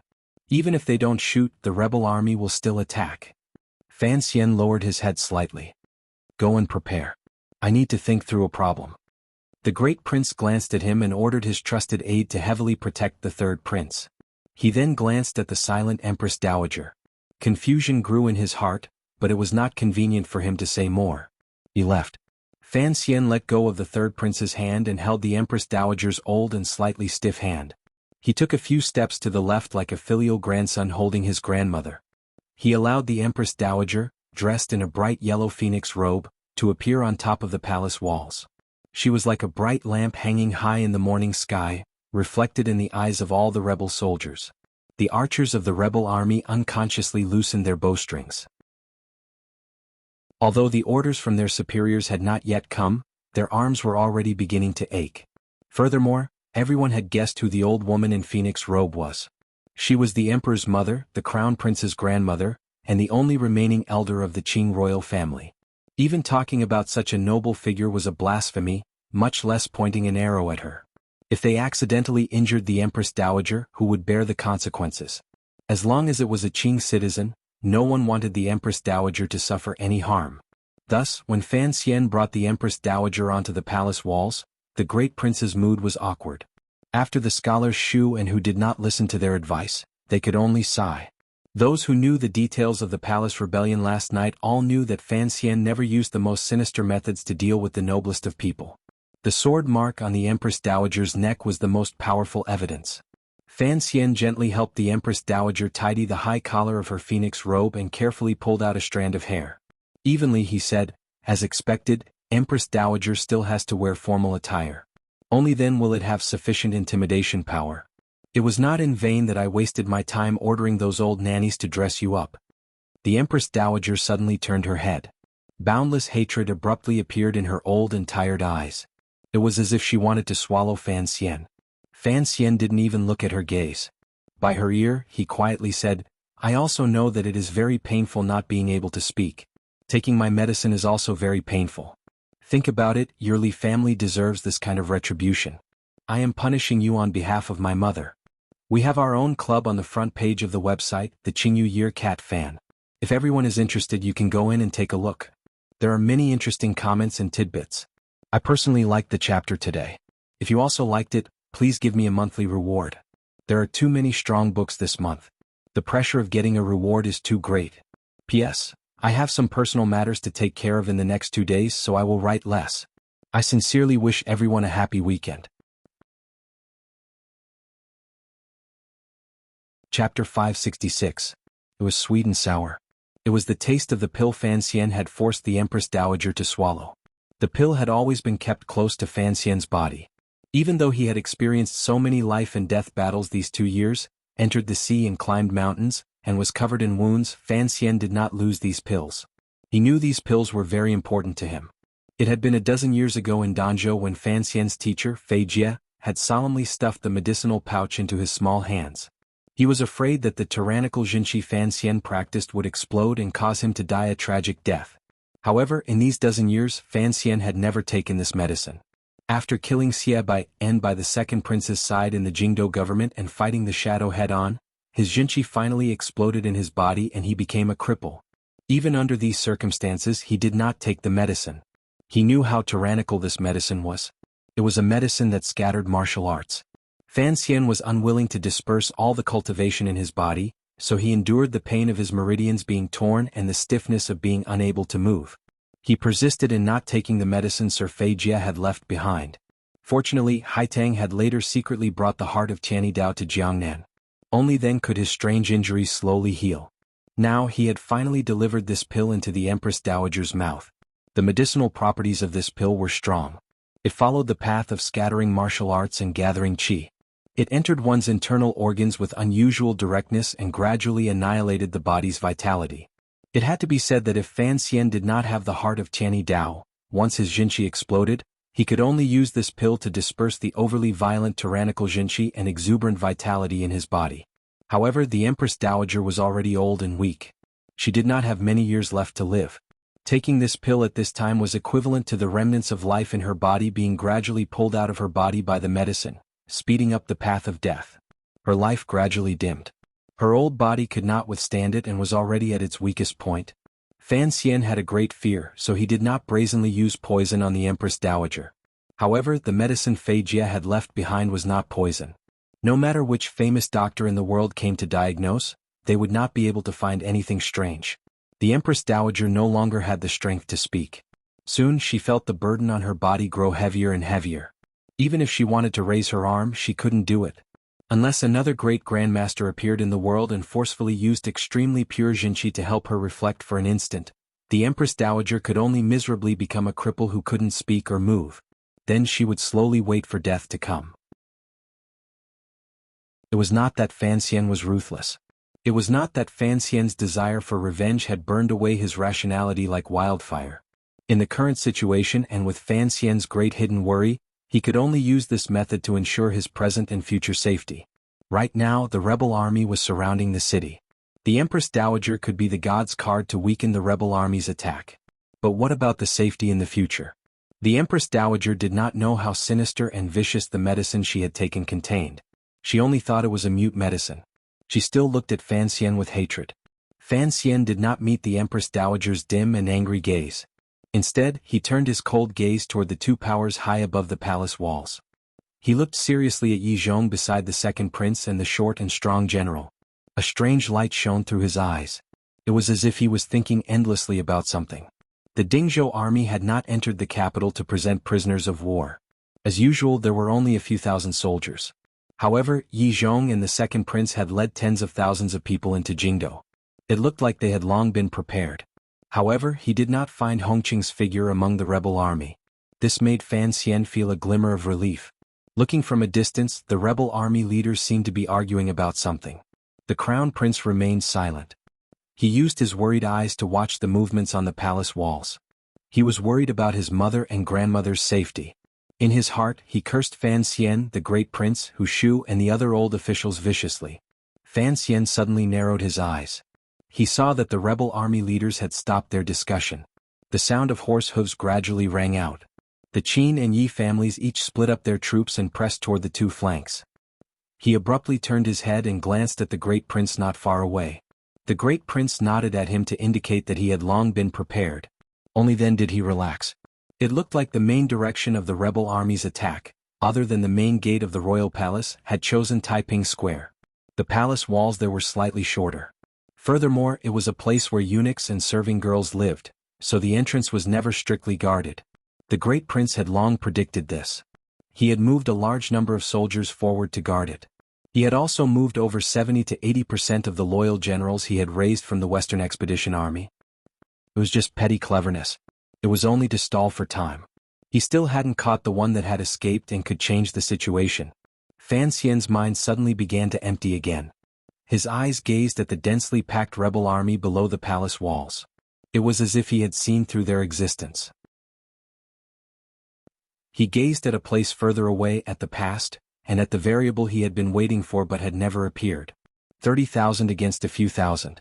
No matter how high the palace walls were, even if the rebel army didn't dare to release arrows, and even if they had to use people to fill in the gaps, they had to fill in the moat outside the royal palace. They had to fill in a human ladder, climb to a high place and destroy everything in the royal palace. Looking at the busy arrangements of the rebel army and the gradually rising siege ladders, Fan Xian's pupils constricted slightly. He felt a glimmer of coldness at the bottom of his heart. The three-part ladder produced by the third workshop of the palace treasury had finally been moved over. The attack was finally about to begin. These military equipment were all produced by the palace treasury. As the head of the palace treasury, Fan Xian couldn't help but feel a glimmer of absurdity. The things he had produced were going to be used to attack him, and he couldn't find any way to deal with it. His heart began to beat faster. His scalp felt numb. His brows were furrowed tightly. Suddenly he took a few heavy breaths. He felt that there was a problem with his breathing. His chest felt heavy. Leaning against the arrow hole made of bricks, he slowly crouched down. The hearts of everyone on the palace walls jumped. They all rushed in his direction. The battle was imminent. If one of the main commanders, Fan Xian, suddenly had a problem with his body, it would, without a doubt, be a massive blow to the morale of the imperial army. The third prince was close to him. Fearfully holding his left arm, he called out, "Sir, what is it?" Without waiting for more people to gather around him, Fan Xian raised his right arm with his head down. In a tired voice he said, "I need a quiet place to think about some problems. You all go prepare. Don't mind me." Hearing this, no one could relax. Seeing his stubbornness and the fact that the rebel army was already preparing to attack, they could only accept their orders and rush to the area they were defending. The great prince stood in the commander's position and glanced at him from a distance. Seeing Fan Xian, who had been full of killing intent earlier, now crouching helplessly at the foot of the palace walls, he couldn't help but feel his heart dim. "Who the scholar? I'll have to trouble you to buy some time." Fan Xian lowered his head and spoke in a quiet voice. Hu the scholar glanced at him with concern and sighed. He walked to the side of the palace walls and spoke in a loud voice. The third prince anxiously stood guard by his side. He didn't know how Fan Xian was right now. Fan Xian simply sat down on the foot of the palace walls and buried his head deeply between his legs. Breathing with difficulty, he looked very pitiful. He was like a homeless cat on a rainy night. Faintly, Hu the scholar's righteous and awe-inspiring words reached his ears. It seemed that he was carrying out his final conversation with the crown prince. Although these words floated into Fan Xian's ears, he was not able to hear a single word clearly. However, he had confidence in Hu the scholar. Since he was buying time, he had to buy it for a while. The problem Fan Xian faced was the chaos in his mind. After returning to the capital from Dong Mountain, he had done things step by step. In his confrontation with the eldest princess, there had been victories and defeats. Even when he was trapped in the royal palace, he was still full of confidence. The details of many events gave him a faint hint. The eldest princess and crown prince's rebellion had long been calculated by Chen Pingping. Since it was so, when things progressed to the final moment, there would always be a chance to turn the tables. Just as he had thought in the early hours of the morning, there would always be someone coming to save him on colorful auspicious clouds. However, the morning clouds had already dispersed, and the red light was no longer there. Where was the person who would come to save him? A heavy sniper rifle? No, if he hadn't thought through this matter clearly, Fan Xian would not use this trump card. There was a problem. Fan Xian closed his eyes tightly. As he coughed, he quickly turned his head. In the end, he still could not grasp the important point that had flashed through his mind like a goose. He had used up too much of his mind and energy. Fan Xian's coughing grew more and more severe. He slowly opened his eyes. His eyes were completely blood red. After being injured by Yan Xiaoyi, forcing his way into the capital, forcefully breaking into the palace, and laughing and talking without fear on the royal palace, he had already used up all of his energy. He was only relying on the Third Bureau's secret ephedra pills to forcefully stimulate his mind. Fan Xian took a few heavy breaths. Using trembling hands, he took out 2 pungent ephedra pills from his clothes and brought them to his lips. He carelessly chewed a few times and swallowed them. He knew that this medicine was very damaging to the body. In such a dangerous situation, even if he had to drink doves to quench his thirst, he could only gladly endure it. Although Li Qingping didn't know what his teacher was eating, he who had been concerned about him the entire time, had already guessed that Fan Xian's body had reached the end of its life. His blood-red eyes represented an inauspicious omen. Involuntarily, he nervously and unhappily gripped Fan Xian's hands on his knees. The medicine took effect quickly. Fan Xian's chest felt much more comfortable. It was as if each breath he took in was many times more air than usual. Naturally, his coughing also slowed. However, the lines of blood in his eyes grew denser. Compared to his slightly haggard but full of heroic spirit, he appeared to have a heart-palpitating charm. With a slap, Fan Xian, who was sitting on the ground, suddenly pulled his hand out of Li Qingping's small hands. Like lightning, he reached to the left and grabbed the old woman's feet in the golden palace shoes. Fan Xian didn't turn his head to look. He only coldly said, "You didn't dare to kill yourself in the palace. Now, you want to use your death to provoke the crown prince into a fierce attack?" When he stretched out his hand like lightning, the pair of feet in the palace shoes were trying to quietly stand on their tiptoes and move their owner's weak body toward the hard ground below the palace walls. Li Qingping looked at this scene with great terror. He watched as the Empress Dowager's feet were forcefully pressed down by Fan Xian the moment before she jumped off the wall to kill herself. The Empress Dowager had taken the medicine and was already at the end of her life. Fan Xian had not recovered from his heavy injuries. Forcefully increasing his power, he was also almost at the end of his life. However, a murderous aura of death still echoed between these two grandmother and grandson, who were both at the end of their lives. It was always simple for a person to die. The Empress Dowager looked coldly and hatefully at the side of Fan Xian's face. Seeing the strange redness seeping out of his eyes, she gradually felt pleasure in her heart. No matter how powerful the wicked woman and her son were, in the end, they could not be allowed to exist in this world. This was something that had long been decided by fate. History had long proven this point. However, after Fan Xian said those words, he unexpectedly sank into silence. His eyes stared blankly ahead and gradually furrowed his brows. His eyes gradually lit up, just like when he was looking at Yi Zhong earlier. It was as if he had finally thought through something and made up his mind about something. The negotiations between Hu the scholar and the crown prince had already broken down. The rebel army beat the war drums and began their first attack on the city. Far behind them, in the area of Taiping Square to the left, a heaven-shaking cry of killing rang out. The war drums rang out. Although there was no rain of arrows, there were stray arrows flying through the sky with a whistling sound. Countless rebel soldiers pushed ladders and large carriages covered in oilcloth. Bravely they braved the giant crossbows and sporadic rain of arrows. Against the rocks falling from the top of the palace walls, they charged forward. In an instant, the foot of the palace walls was filled with wretched cries. The sight of blood flowing and the pain of fire burning filled the air. The morning sun had long risen into the slanting sky. Mercilessly, it watched Jingdo bleed again after a dozen years. Fan Xian slowly rose and emotionlessly watched the scene in front of him. He didn't look at the Empress Dowager beside him. Instead, he said to her, "I've thought through many things." When he pressed down on the Empress Dowager's foot, he couldn't help but think of his grandmother in Danzhou. He thought of the words she had always sternly told him, "The Fan family does not need to take sides because we will always stand on the Emperor's side." Chapter 567. The stray arrows whistled through the sky, but it was more of a deterrent. Under the Crown Prince's powerful suppression, the rebel army did not have the courage to rain down a terrifying rain of arrows on the city walls. Thus, the pressure the imperial army guarding the royal palace faced immediately lessened. They only had to face the problem of contact. Although the sounds of killing shook the heavens below the royal palace, it did not cause any losses to the imperial army. Instead, it was the imperial army stationed in the direction of Taiping Square that faced the greatest danger. However, there were many rebel soldiers at the main gate of the royal palace. At this moment, the thousands of rebel soldiers below the city walls had split into 3 rows and formed 3 black lines that pressed forward. It was truly frightening. Muffled sounds continuously rang out from the 4 corner towers of the imperial city. Every sound would tug at the heartstrings of the crowd, and the entire imperial city would tremble. The strong vibrations represented the strength of the city-guarding crossbow.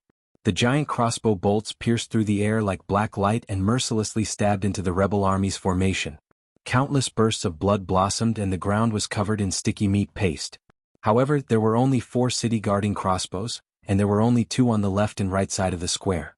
How many people could they kill? The rebel army's triple wave charged quickly to the foot of the royal palace without any obstruction. The main target of the city-guarding crossbows was still the military equipment the rebel army used to attack the city, especially the sharp and heavy carriages used to break through the thick palace gates. These carriages had fire blades made from cowhide, and the front end was a giant piece of wood that had been sharpened into a sharp point. They were already very heavy. Once they were pushed at high speed, the impact against the palace gates was very powerful. A crossbow bolt accurately struck a battering ram. The sharp tip easily tore through the seemingly tough cowhide and slammed heavily into the ram. Although the ram was tough and could not be broken by a giant crossbow bolt, the powerful impact of the city-guarding crossbow still caused the ram to jump up. It was like a beetle on the ground that felt the earth shake. Then it rolled over miserably and crushed a number of rebel soldiers beside it to death. It could no longer move. Within the 3 rows of rebel army charging formation were a dozen heavy and murderous rams.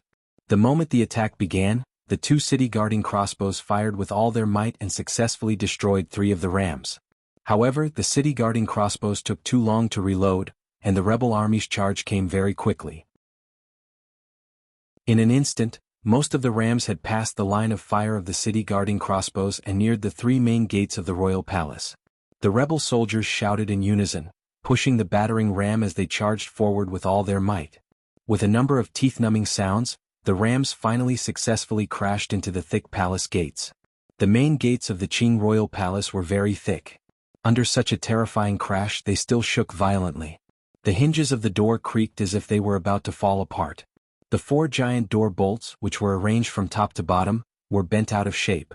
However, the thick door latch finally withstood this powerful impact, and the creaking sound of the door hinge gradually calmed down. Other than a large dent in the main door of the imperial palace and a dozen or so copper nails falling, everything else was fine.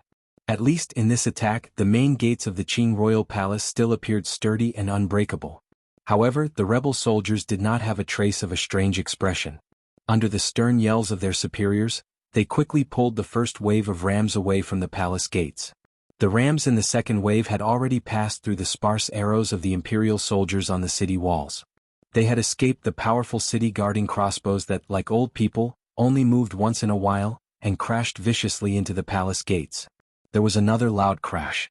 This time, the palace gates had finally received an irreparable damage. The entire gate began to tremble. It gave one a feeling that it was on the verge of collapse. It was as if it could collapse at any moment. The elites of the imperial army who were on standby behind the palace gates led their horses and watched this scene calmly. Although their faces were calm, the anxiety that flashed across their eyes revealed their true feelings. Separated by a thick door, the rebel soldiers risking their lives to launch a powerful attack saw hope that the royal palace would be broken. Their morale immediately rose. With a loud roar, they charged forward again. The 3rd wave of attacking troops arrived. Under the merciless attacks of the imperial army's arrows, boulders and logs, the rebel army left behind hundreds of corpses. Finally, they succeeded in withstanding the 3rd wave of attacks on the palace gates. With a muffled crack, dust flew into the air. It was like a paper bag filled with smoke had been smashed open by a naughty child's naughty palms. The dust settled slightly, and the field of view became slightly more peaceful. The countless rebel soldiers in the square saw that the thick and heavy palace gates in the middle of the royal palace had been smashed open. They couldn't help but cheer in unison. However, the group of elites closest to the imperial city didn't even have time to release any cheers.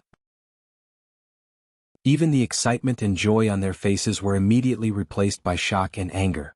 They could clearly see that even though a large hole had been smashed open in the palace gate, revealing the thick wooden stubble inside, the entire palace gate showed no signs of collapsing. The ground was covered in golden copper nails. Behind the hole was a thick layer of stone and dirt.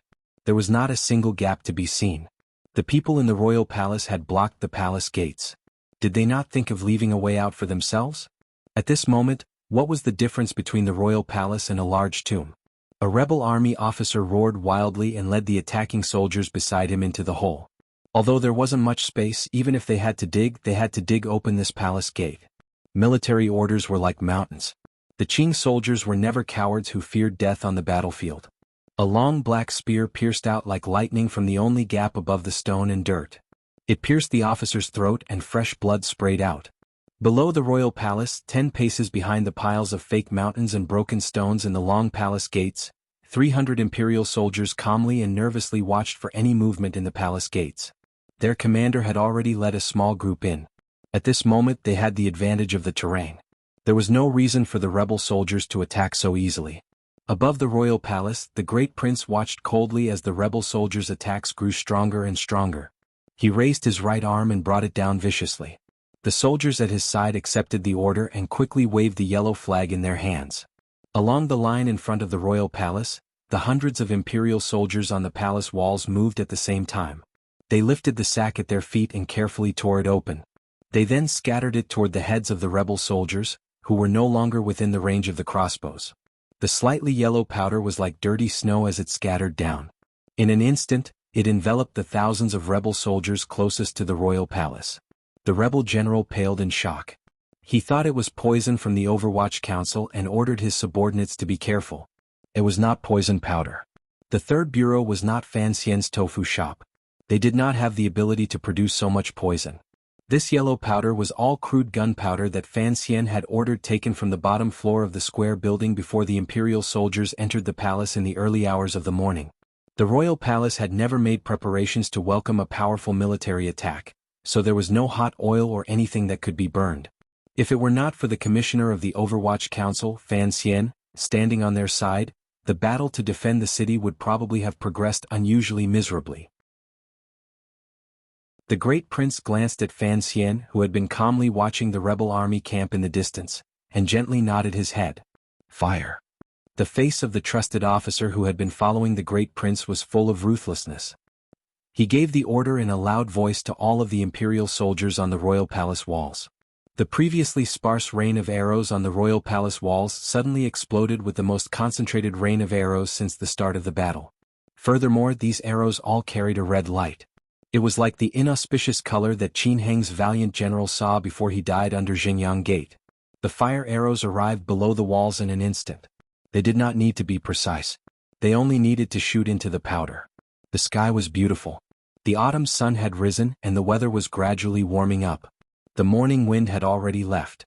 The powder that had been scattered down was not blown away by the wind, nor was it blown back up the walls as Fan Xian had been worried about. Instead, it formed a large patch of fog that enveloped the thousands of rebel soldiers below the walls. Looking at the beautiful morning scenery of the willow trees by the river bank, one could only see the vague figures inside that were beginning to panic. The fire arrows entered the fog. In an instant they began to burn at a terrifying speed. Countless flames burned vigorously and quickly connected to form a large sea of fire. It was like a fire dragon lying below the royal palace. It was also like a calm lake illuminated by the golden sun. Gradually, waves began to rise and churn. It was extremely bright and scorching hot.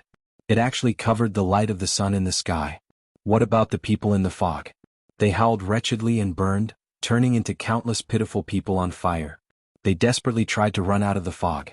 However, how could such a large area of burning be endured by normal creatures? Countless people on fire ran wildly on the square. Their wretched cries rose into the sky. The scene appeared unusually terrifying. Not a single burning rebel soldier was able to run back to their camp. Most of them had become charred corpses below the palace walls.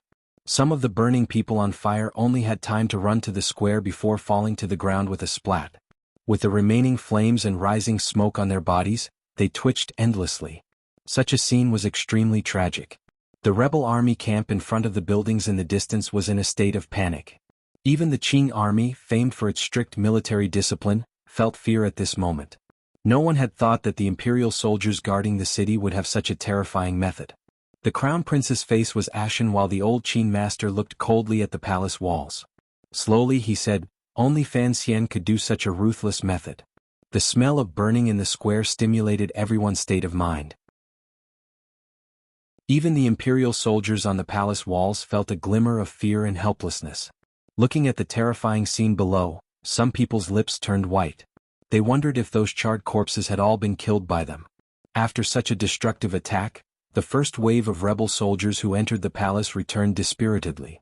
However, there were not many people who returned. The royal palace was finally held by a hair's breadth. However, the rebel army did not carry out a second round of attacks. It was clear that regardless of whether it was the defenders or the attackers, they had all been shocked by this unusually bloody and terrifying fog of fire. They all needed some time to digest and stabilize their morale. However, the instigator of this terrifying fire attack, Fan Xian's expression was unusually calm. He looked at the rebel army camp in the distance and pressed his lips together without saying a word. The great prince saw that Fan Xian's right hand, which was hanging by his sleeve, was trembling slightly. The veins in his eyes were becoming denser and denser. The great prince had not thought that the Overwatch Council's gunpowder powder would have such a terrifying effect. Looking at the scene in front of him, he who had long experienced the blood and fire of the battlefields of the western region, did not feel any emotions that he should not have. However, he still felt shocked. If this powder could be used like this, what kind of changes would occur in future battles? Today is luck. Fan Xian did not turn his head to look at him. Quietly he said, "There is no wind or rain today. That is why there is such a good effect." Then he slowly lowered his head. Ever since he had taken control of the palace treasury, he had always been very attentive to the joint research work of the Third Workshop and the Third Bureau. In the depths of his heart, he understood why his mother, Yi Qingmei, had put so much effort into other military equipment and people's lives but had strictly forbidden the use of gunpowder in this world.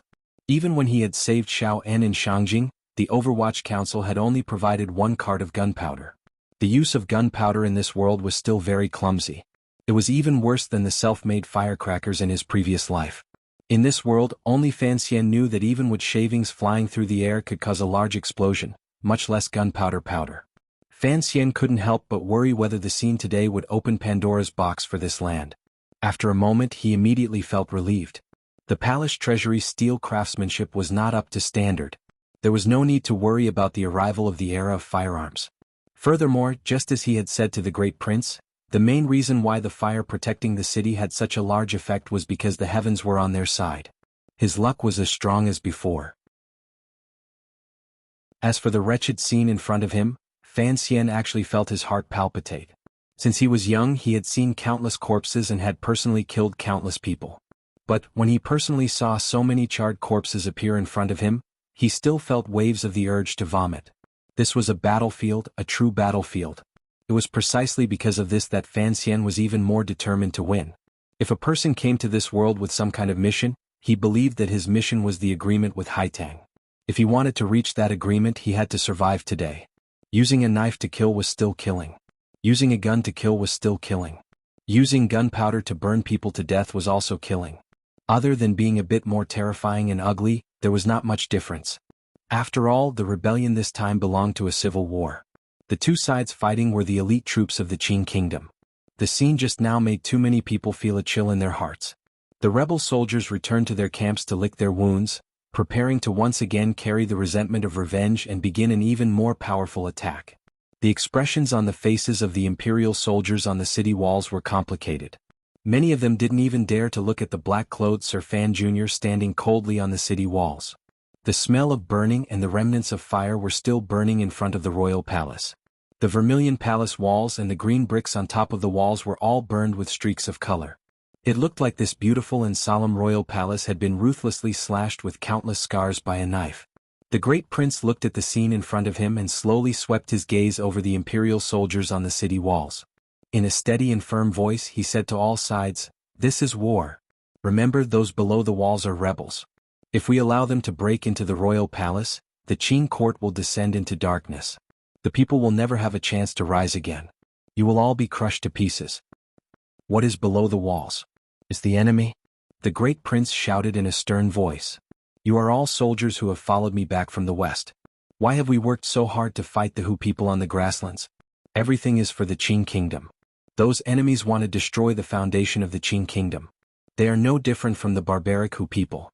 They are just beasts. I order you from this moment on, you must treat these rebel soldiers as Hu people. Everything is for the Qing kingdom.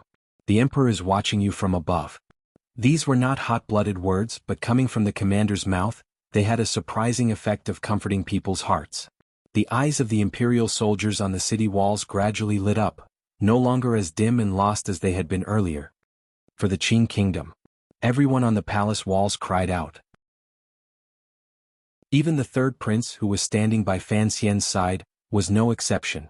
Only the Empress Dowager, who had been firmly restrained by Fan Xian, had a glimmer of mockery and panic flash through her eyes. A wave of heavy footsteps rang out on the city walls. A group of eunuchs, under the watch of Overwatch Council officials, carried 3 black coffins with difficulty to the top of the city walls. The coffins landed heavily on the city walls and made a few muffled thuds. Everyone looked at the 3 coffins in astonishment. Fan Xian gently held the third prince's hand and stood behind the great prince. To the imperial soldiers, officials and Overwatch Council subordinates around him, he quietly said, "We are the emperor's officials. We have received the emperor's posthumous edict to stop those rebellious plots. Regardless of whether we succeed or fail, we will not retreat a single step." The great prince's expression was solemn. He continued Fan Xian's words and said, "There are 3 coffins here. Qingping and Ji and I will each have one. If the royal palace is broken into, the 3 of us will die here. This can be considered filial piety to father and loyalty to the Qing kingdom." He glanced at everyone and then slowly said, "Defend the palace to the death. Does everyone have confidence?" Even the cliched method of carrying coffins to battle had been brought out by Fan Xian. How could the soldiers not feel their blood boil? In unison they cried out, "Yes." Fan Xian held Li Qingping's hand and said in an even voice, "Are you afraid?" The third prince thought for a bit and shook his head forcefully. "No. Father's son will not be afraid." "All right." Fan Xian glanced at him with a slight smile and didn't say anything more. He only thought that if the change did not happen and the royal palace was actually broken, he could only take the third prince and flee to the ends of the world. He could only hope that this kid wouldn't scold him when the time came. In the distance, the rebel soldiers began to gather again. The morale that had been suppressed by Fan Xian's evil plan seemed to have successfully turned into resentment toward the royal palace. Most of the Qing kingdom's troops had been on the battlefield for a long time. Their ability to mobilize soldiers was not inferior to anyone else's. The gazes of the rebel soldiers toward the royal palace began to fill with naked murderous intent. The sea of fire appeared terrifying, but in reality, it did not cause much damage to the rebel soldiers. Fan Xian looked at the scene in front of him and couldn't help his heart tremble slightly. He thought to himself that if he had calculated wrong, the following steps would probably kill many people on his side. He knew that he was completely unfamiliar with military affairs, so from beginning to end, he had not made any suggestions about the great prince's arrangement of troops. Instead, he calmly acted as a spectator and helper.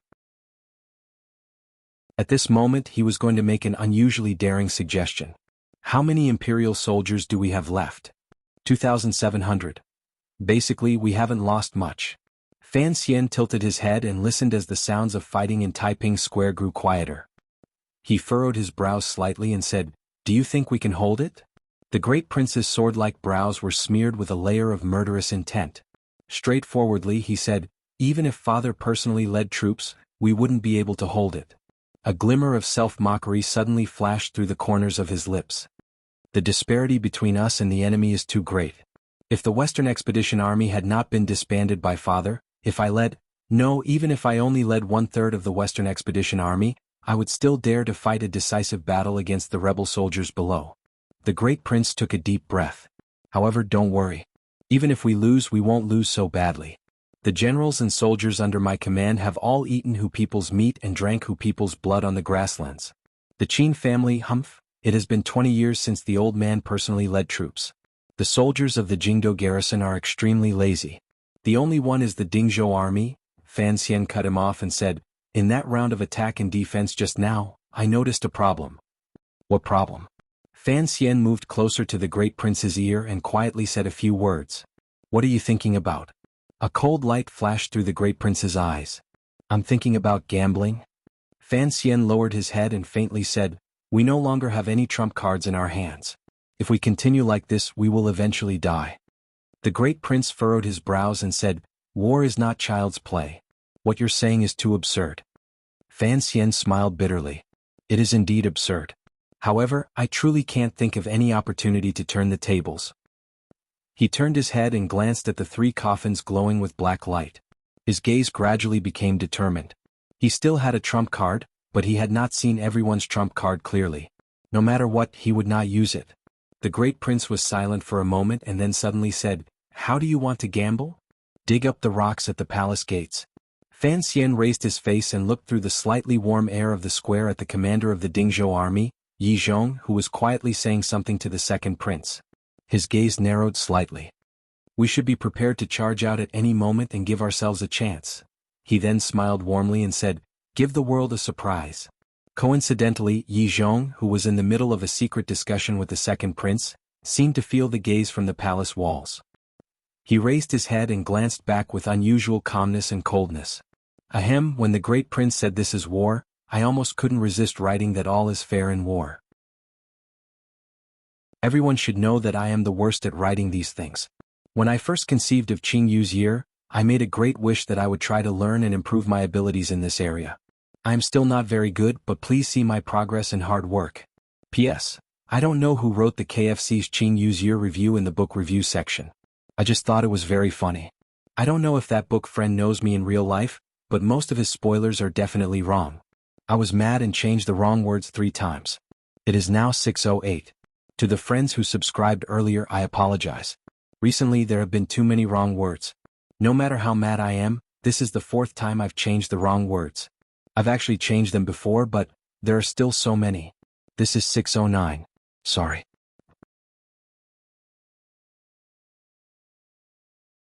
Chapter 568. There was a faint smoke all around, a thick stench of blood, and a faint, terrifying smell of something burnt. The entire capital was in chaos. Other than the left and right of the royal palace, no one knew where else there was killing and strangling. The faint sounds of killing did not stop for a moment. The second prince furrowed his brows and stared in a daze at the blurry scene on the palace walls. Lowering his voice, he said, "They won't be able to hold it. It's just a matter of how long they can last. All of the messengers my aunt arranged around Jingdo have been killed. It is impossible for reinforcements to come. Given Fan Xian's personality, he knows it's a dead end. Why would he fight so bravely?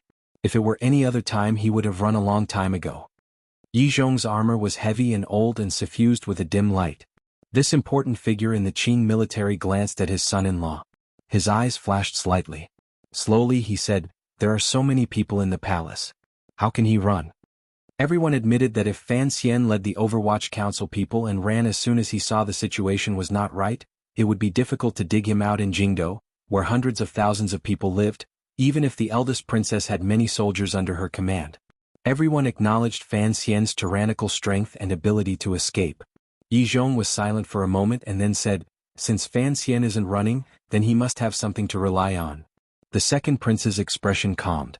This noble had listened to his aunt's suggestion and temporarily suppressed his ambitions to stand behind the crown prince, waving flags and shouting war cries. However, the string in his heart had long been plucked countless times. However, the situation was not set in stone. He would not do anything too crazy. Particularly compared to the crown prince, he was more afraid of Fan Xian's existence.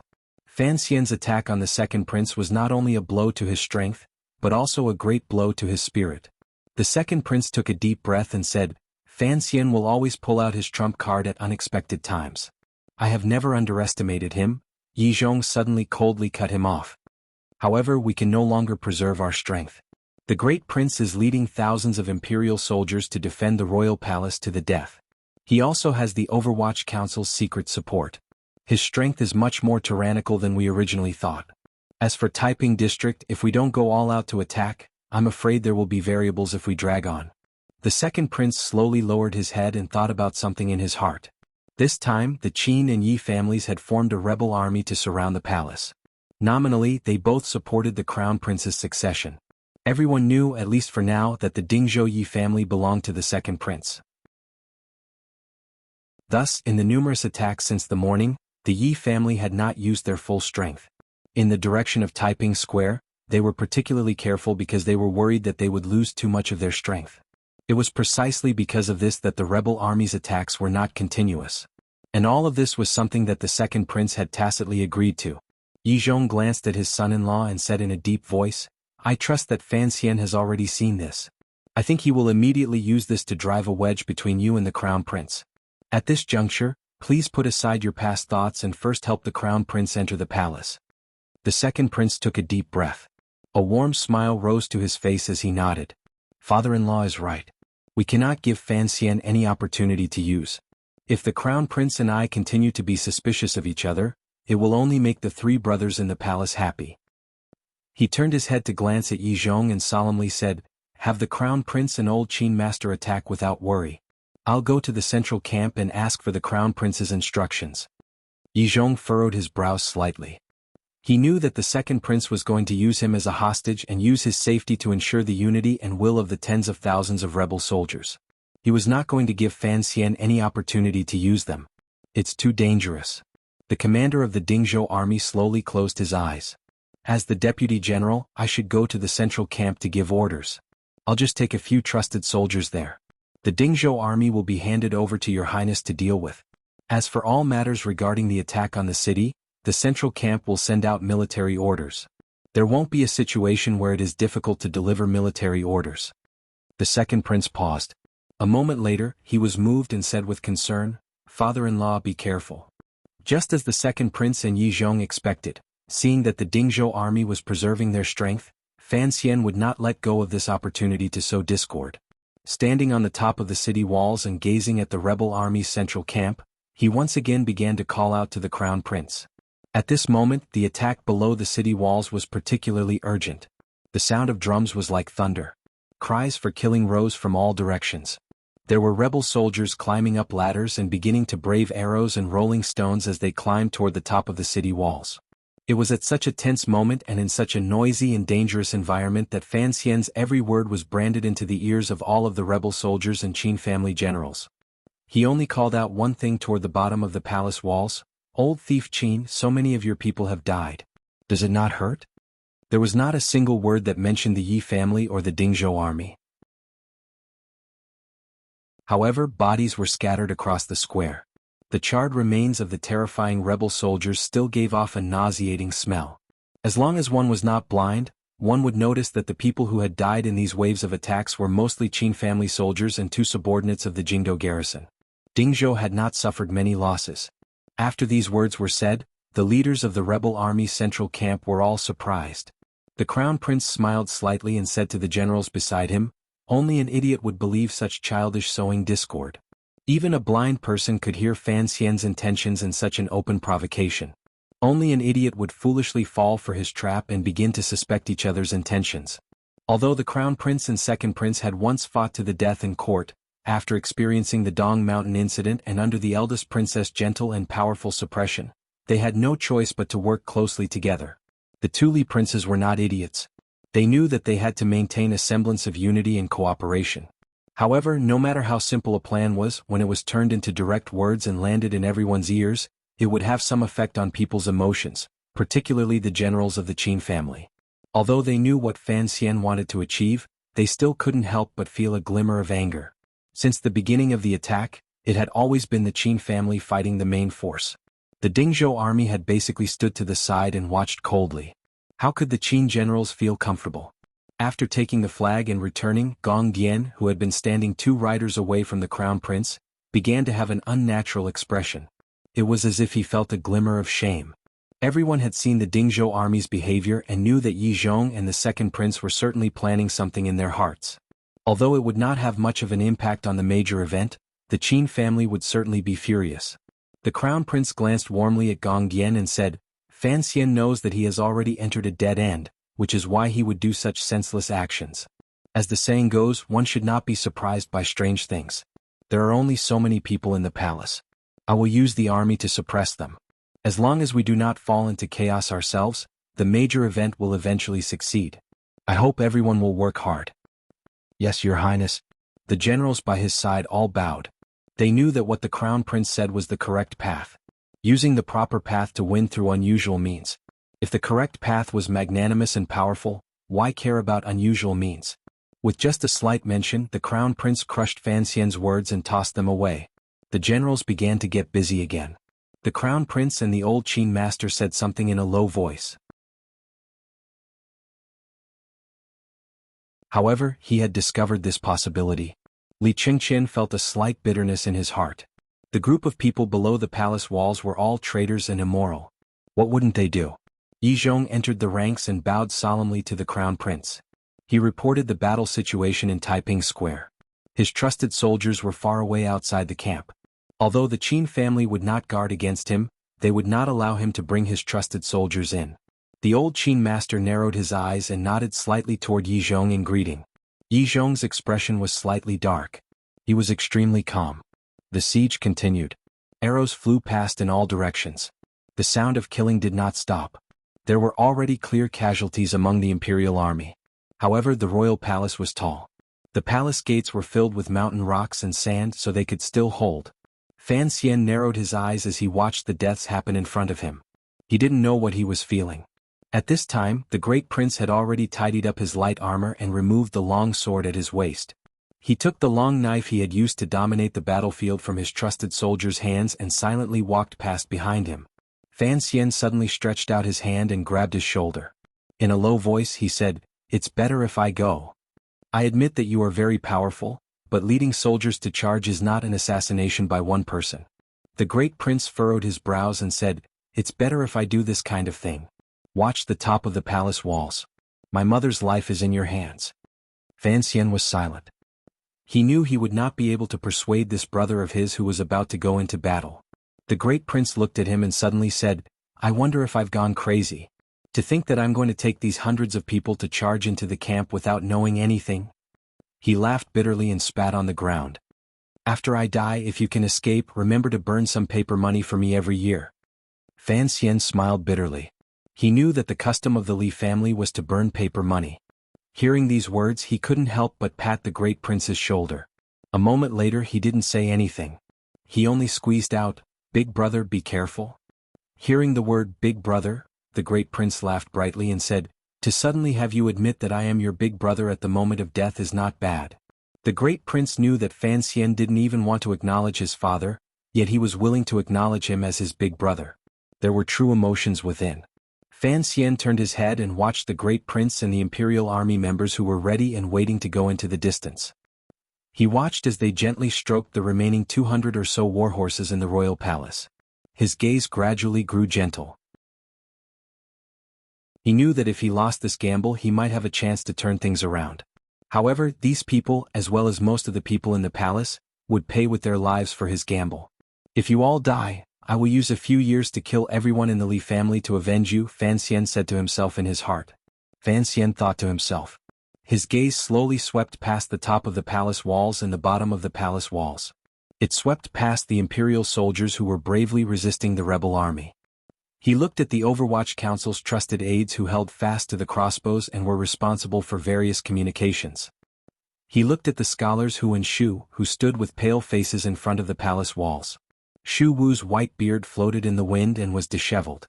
Fan Xian's heart dimmed slightly. He didn't know if this was the last time he would see these people's lively faces. He lowered his head and said a few words to the third prince, Li Qingping. With a clap of his hands, he flipped up and stood on the 3 coffins on the palace walls. The autumn sun was nearing noon, but it suddenly burrowed into the dark clouds that had drifted over. The 3 coffins on the palace walls were painted completely black. Fan Xian was also completely black. He stood calmly on them, facing the slightly cold wind and looking at all of this vexing scene. Everyone on the palace walls saw this scene. The blood-soaked soldiers didn't have the leisure to watch. However, the people in the rebel army camp couldn't help but feel a chill in their hearts when they saw the black-clothed man standing against the wind on the palace walls.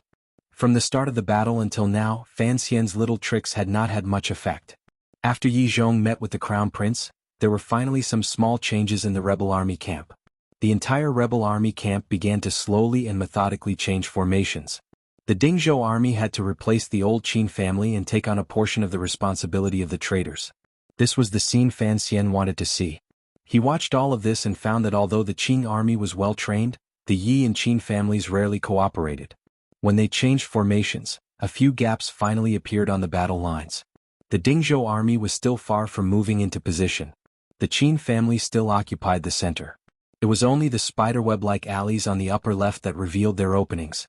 Fan Xian did not have much military training, but he knew that he could not use those gaps. He could only silently pray in his heart that the good luck that had accompanied him for 20 years would shine brightly at this moment. It was as if heaven had its own will in the dark, and the will of heaven had heard the prayer in Fan Xian's heart.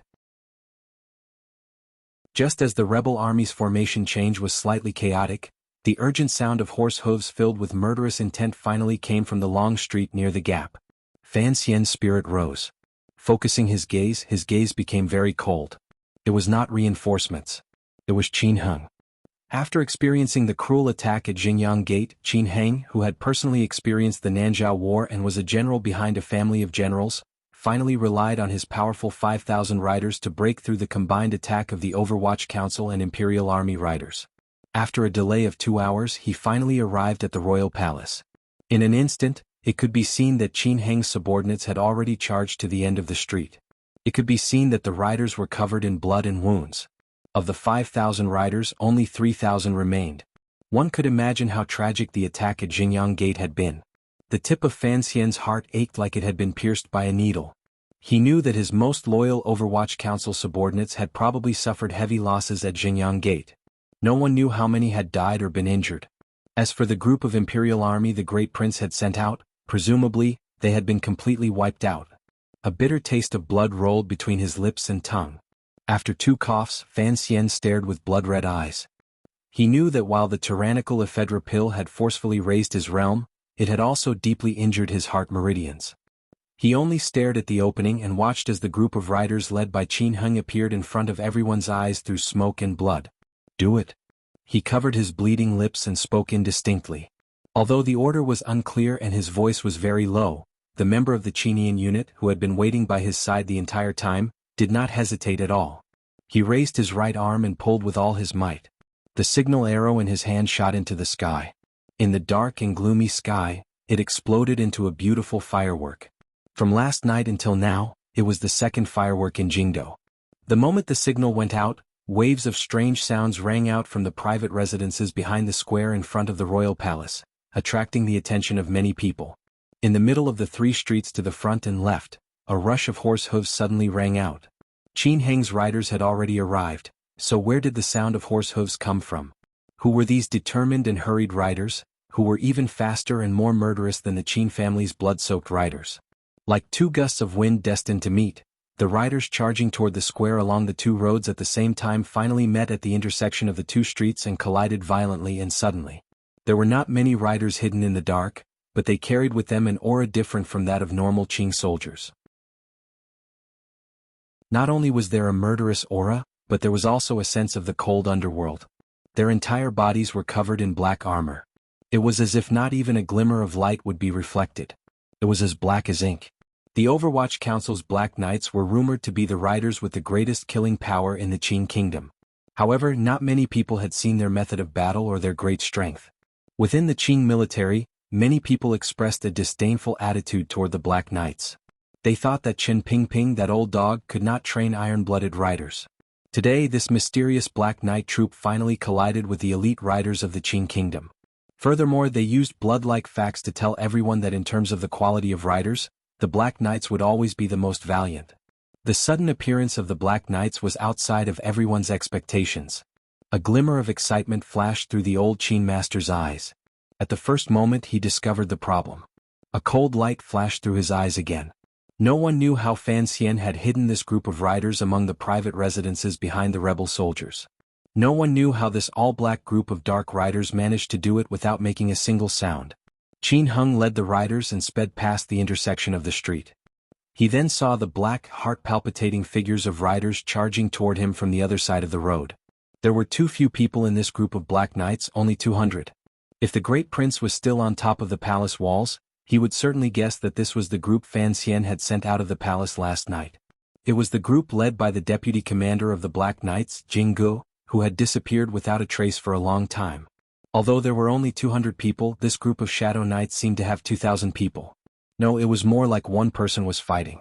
The leader wore a silver mask and gripped his spear tightly. He was like the sharpest point on the edge of a blade, charging at the forefront at an incredible speed. The 200 riders behind him were like a sharp blade and solid blade behind a dagger. They maintained a tight formation and used excellent riding skills to support themselves. They followed closely behind the silver-masked Jinggu and stabbed viciously into the front of Qin Heng's 2,000 riders. Only the Black Knights would have such determination and daring to fight with 200 against 2,000. Decades ago, the predecessors of the Black Knights had once, under Qin Pingping's lead, launched a surprise attack 3,000 li north and deep into the Wei Kingdom. They had captured the leader of the Wei Kingdom's Tiki, Xiao En, alive and then escaped unscathed. The Black Knights could launch a surprise attack 3,000 li, much less a mere 3,000 zhang. Only those who remembered history well would understand that the Black Knights were the most powerful riders in the world. Only those who remembered history would understand why the Qing Emperor always forcefully ordered Qin Pingping to limit the number of Black Knights to 1,000.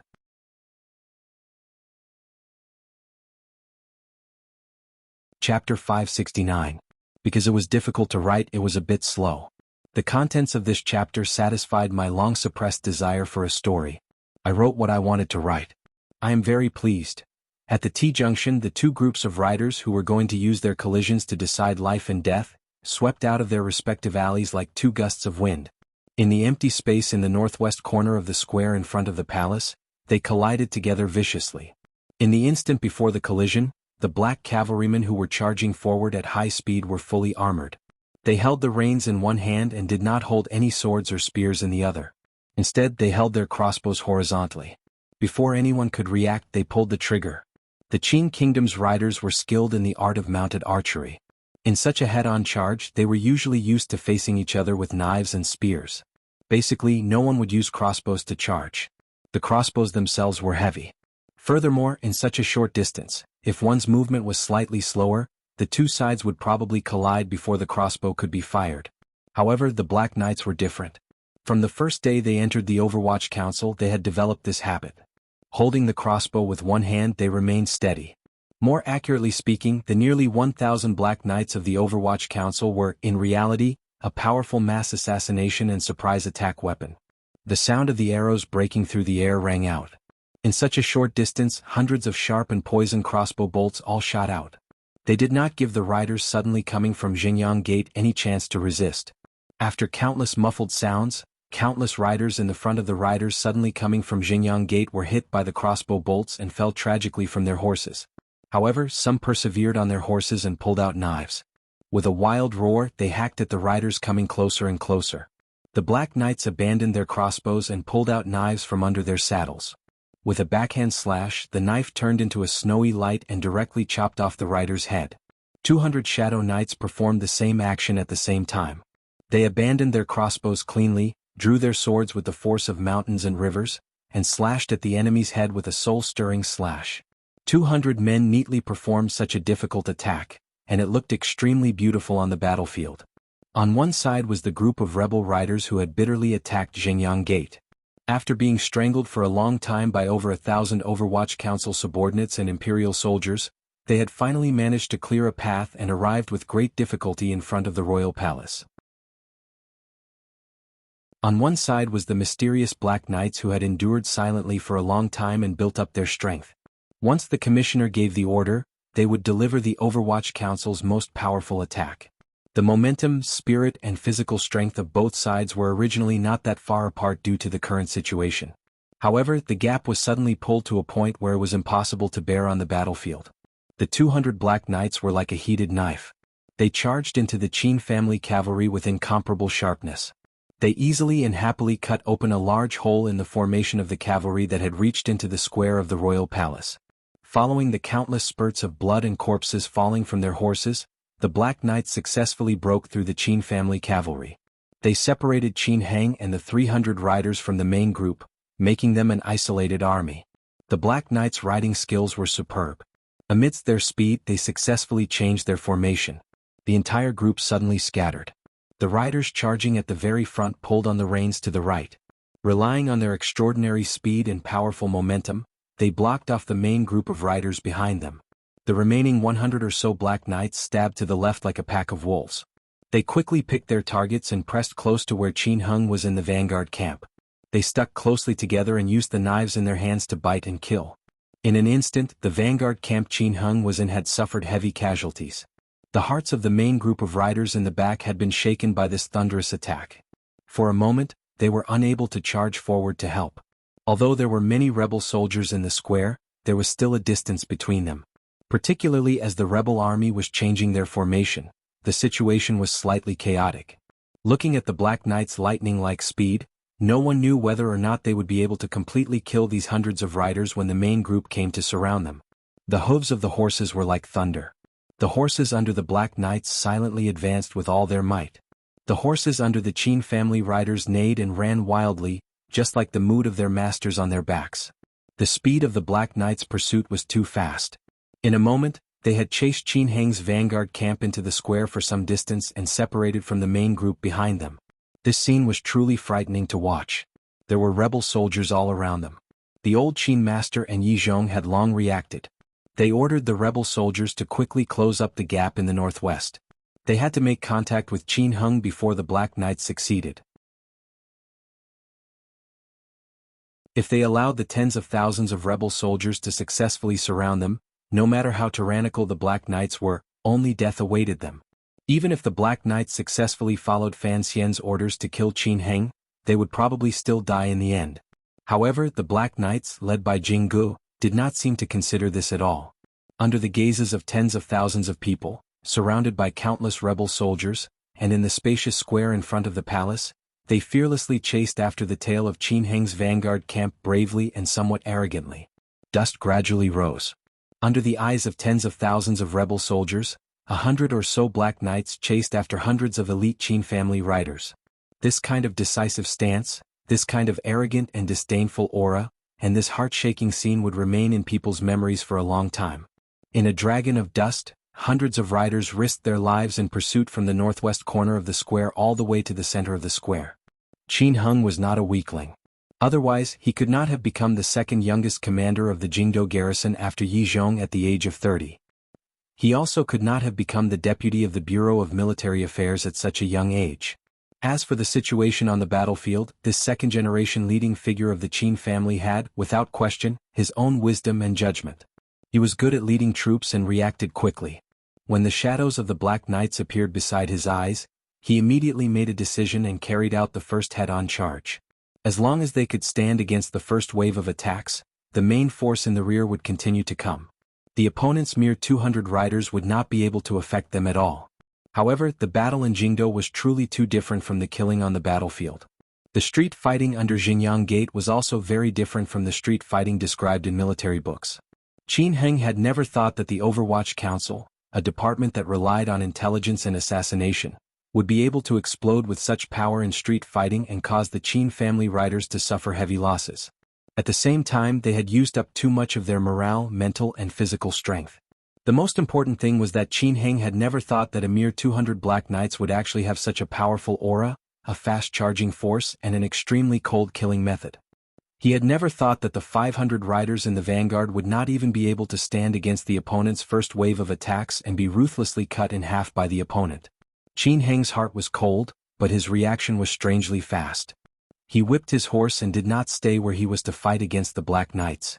Instead, he increased his speed and led his riders toward the center of the square. All around them were rebel soldiers. As long as they entered the encirclement, the Black Knights could only wait for death. What he had to do was be fast as possible.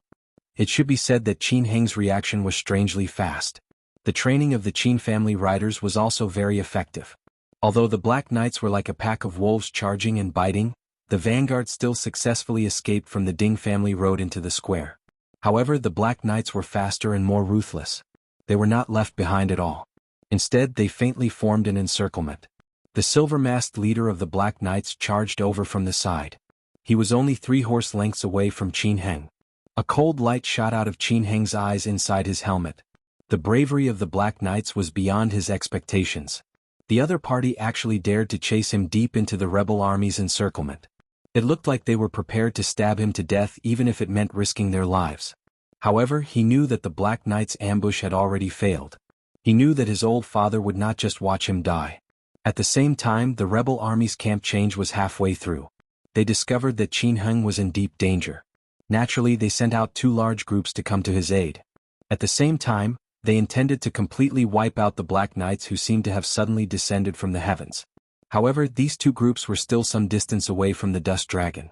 Most of them were infantry. If they could keep up with the Black Knight's ambush and Qin Heng's extraordinary speed of running for his life. At this moment, a mighty order rang out from the rebel army's camp. Release.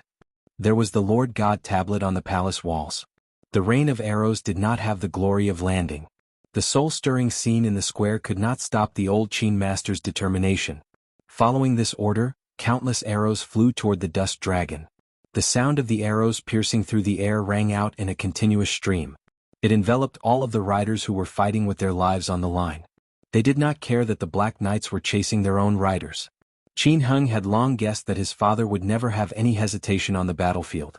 He also knew that this rain of arrows would arrive. His face was ashen and the high speed caused his lips to turn white. Before the rain of arrows arrived, he had already flipped his body and shot towards the back of his mount. The merciless arrows pierced into everyone's bodies, breaking through the bodies of the charging cavalrymen. The spinning arrows tore through the cavalrymen's light armor, pierced through the human's brittle skin, and pierced into their internal organs and bones. In an instant, the riders on both sides charging at high speed were attacked by the rain of arrows at the same time. One by one they fell off their horses and fell to the ground. Their bones and flesh separated from their bodies with a series of muffled thuds. Regardless of whether it was the Qin family's riders or the Overwatch Council's Black Knights, they all met the same fate, a wretched fate. Although the Black Knight's armor was specially made by the Palace Treasury's 3rd workshop and was lighter and better than the Qin army's elite armor, they still suffered heavy losses under this round of arrow rain. The Qin family's own riders also met with a disaster. The Crown Prince abruptly turned his head and looked at the old Qin master in disbelief. It was as if he had not thought he would give such a terrifying order. Was he not worried about Qin Heng's life or death? Furthermore, these 200 Black Knights could not cause any major damage. To use this rain of arrows to kill without distinguishing between friend and foe, was he not worried that it would destabilize the army's morale? The old Qin master narrowed his eyes. A cold light shone through the 2 small cracks. Of all the people present, only he knew what the goal of the Black Knights was.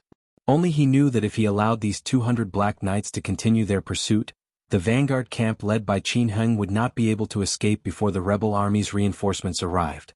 He knew the power of the Black Knights. He thought that Fan Xian's arrangement at Jingyang Gate and the Black Knights lying in ambush here were all because of the words that had made him extremely angry earlier on the palace walls. I want the Qin family line to end without descendants. The old Qin master was a ruthless person.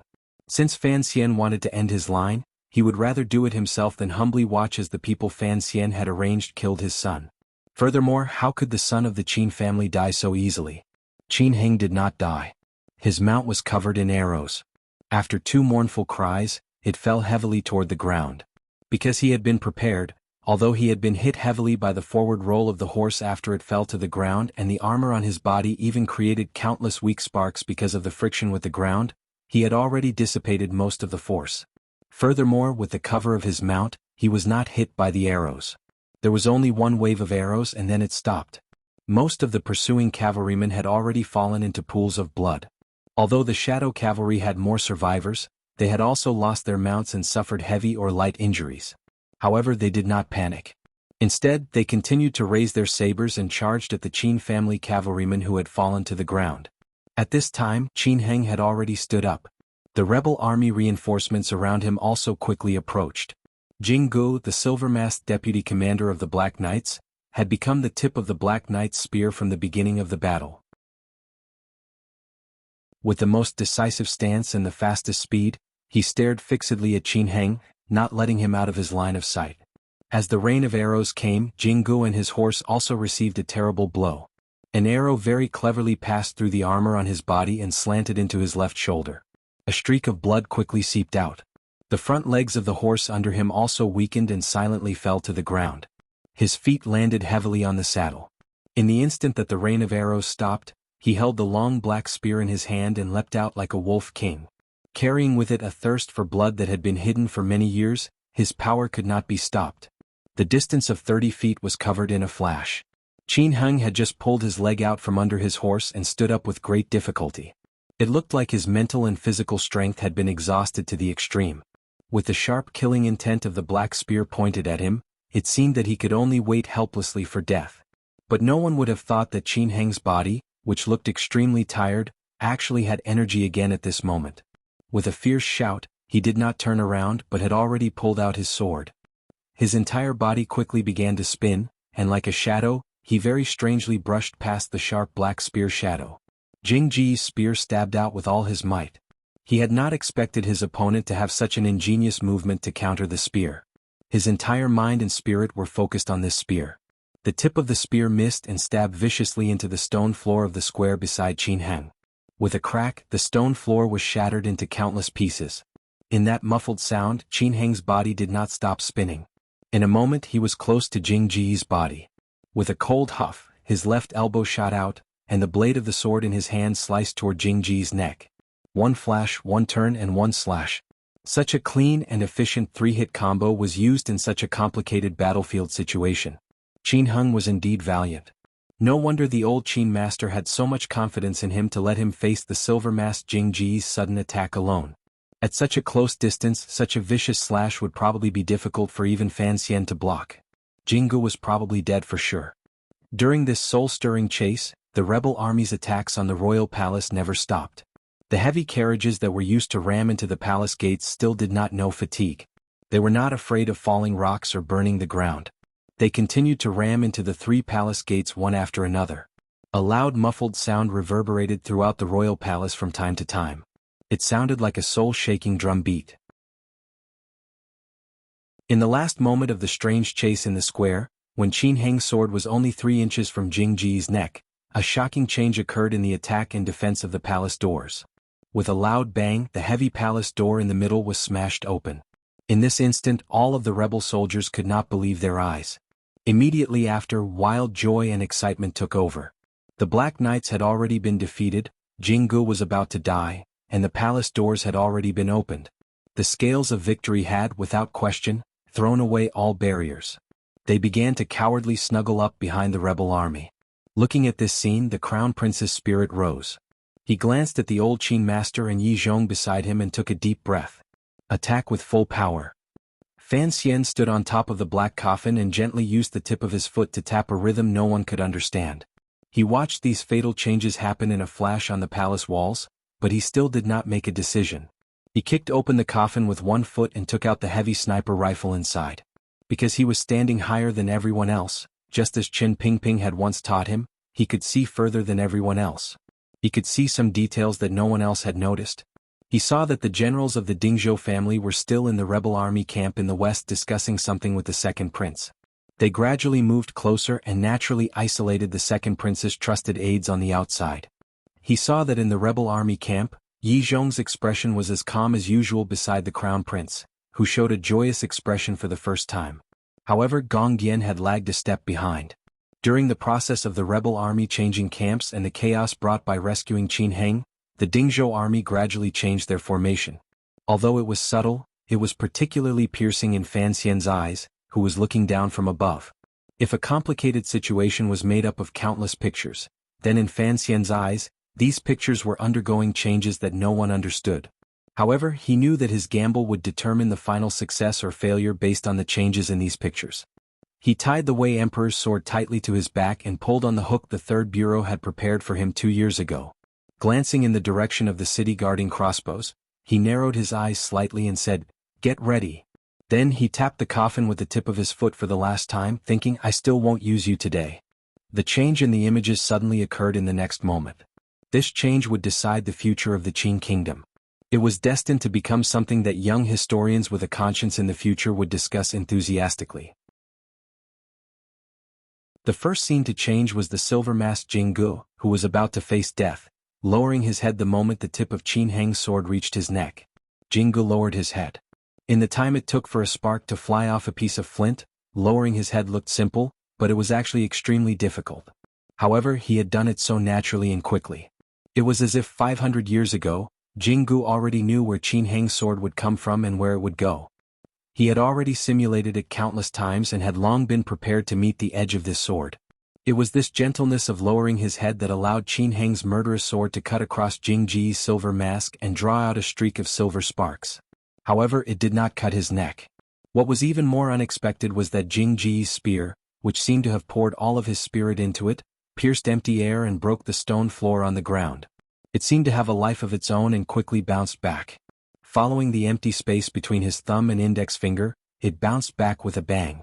Jing Ji's hand gripped the tip of the spear tightly 3 inches below and abruptly stabbed upward. All of this happened too quickly. The silver mask on Jing Ji's face was still sparking when the tip of the spear in his hand had already pierced ruthlessly into Qin Heng's jaw. With a muffled crack, the sharp tip of the spear pierced straight through Qin Heng's jaw into his brain. Fresh blood sprayed out. Qin Heng's body froze and then went limp. He died just like that. Jing Gu gripped the shaft of the spear tightly. The tip of the spear held Qin Heng's body. With a crisp sound, Jing Ji's silver mask broke in half and slid to the ground, revealing his true face. It was the face that Fan Xian had always wanted to see. It was the face that had been hidden under the silver mask ever since he had been fished out of the Black Prison by Chen Pingping and became a member of the Black Knights. The features of this face were delicate and pretty, but from the left ear to the bottom of the right ear, it had been viciously sliced open in the middle by some unknown sharp weapon. It was a very old injury, but it still appeared terrifying. One could imagine what kind of injury he had suffered in the past. The wound was large, revealing the bone, flesh, and white teeth inside. It appeared unusually terrifying. Although Qin Heng's earlier strike had been blocked by his silver mask, the sword intent still struck his face and shook open his old wound. Fresh blood gradually flowed out, making him appear even more savage. The entire square was completely silent as they looked at this scene in shock. They looked at the savage commander of the Black Knights using the tip of the spear in his hand to hold up the old Qin master's only son. Involuntarily, they thought of Fan Xian's curse of ending the Qin family line. Fresh blood dripped down from Qin Heng's throat and slid along the long sword to Jing Ji's hand. Jing Gu was silent. He was thinking, back then your brother had used this move to ruin my face. These years, my hatred toward the Qin family caused me to wear a silver mask and constantly ponder the Qin family's methods on the killing field. Today you still use this move. If you die at my hands, don't cry injustice. Jing Gu held up Qin Heng's body and looked toward where the old Qin master was in the rebel camp. In a stern voice he said, I am Jing Gu.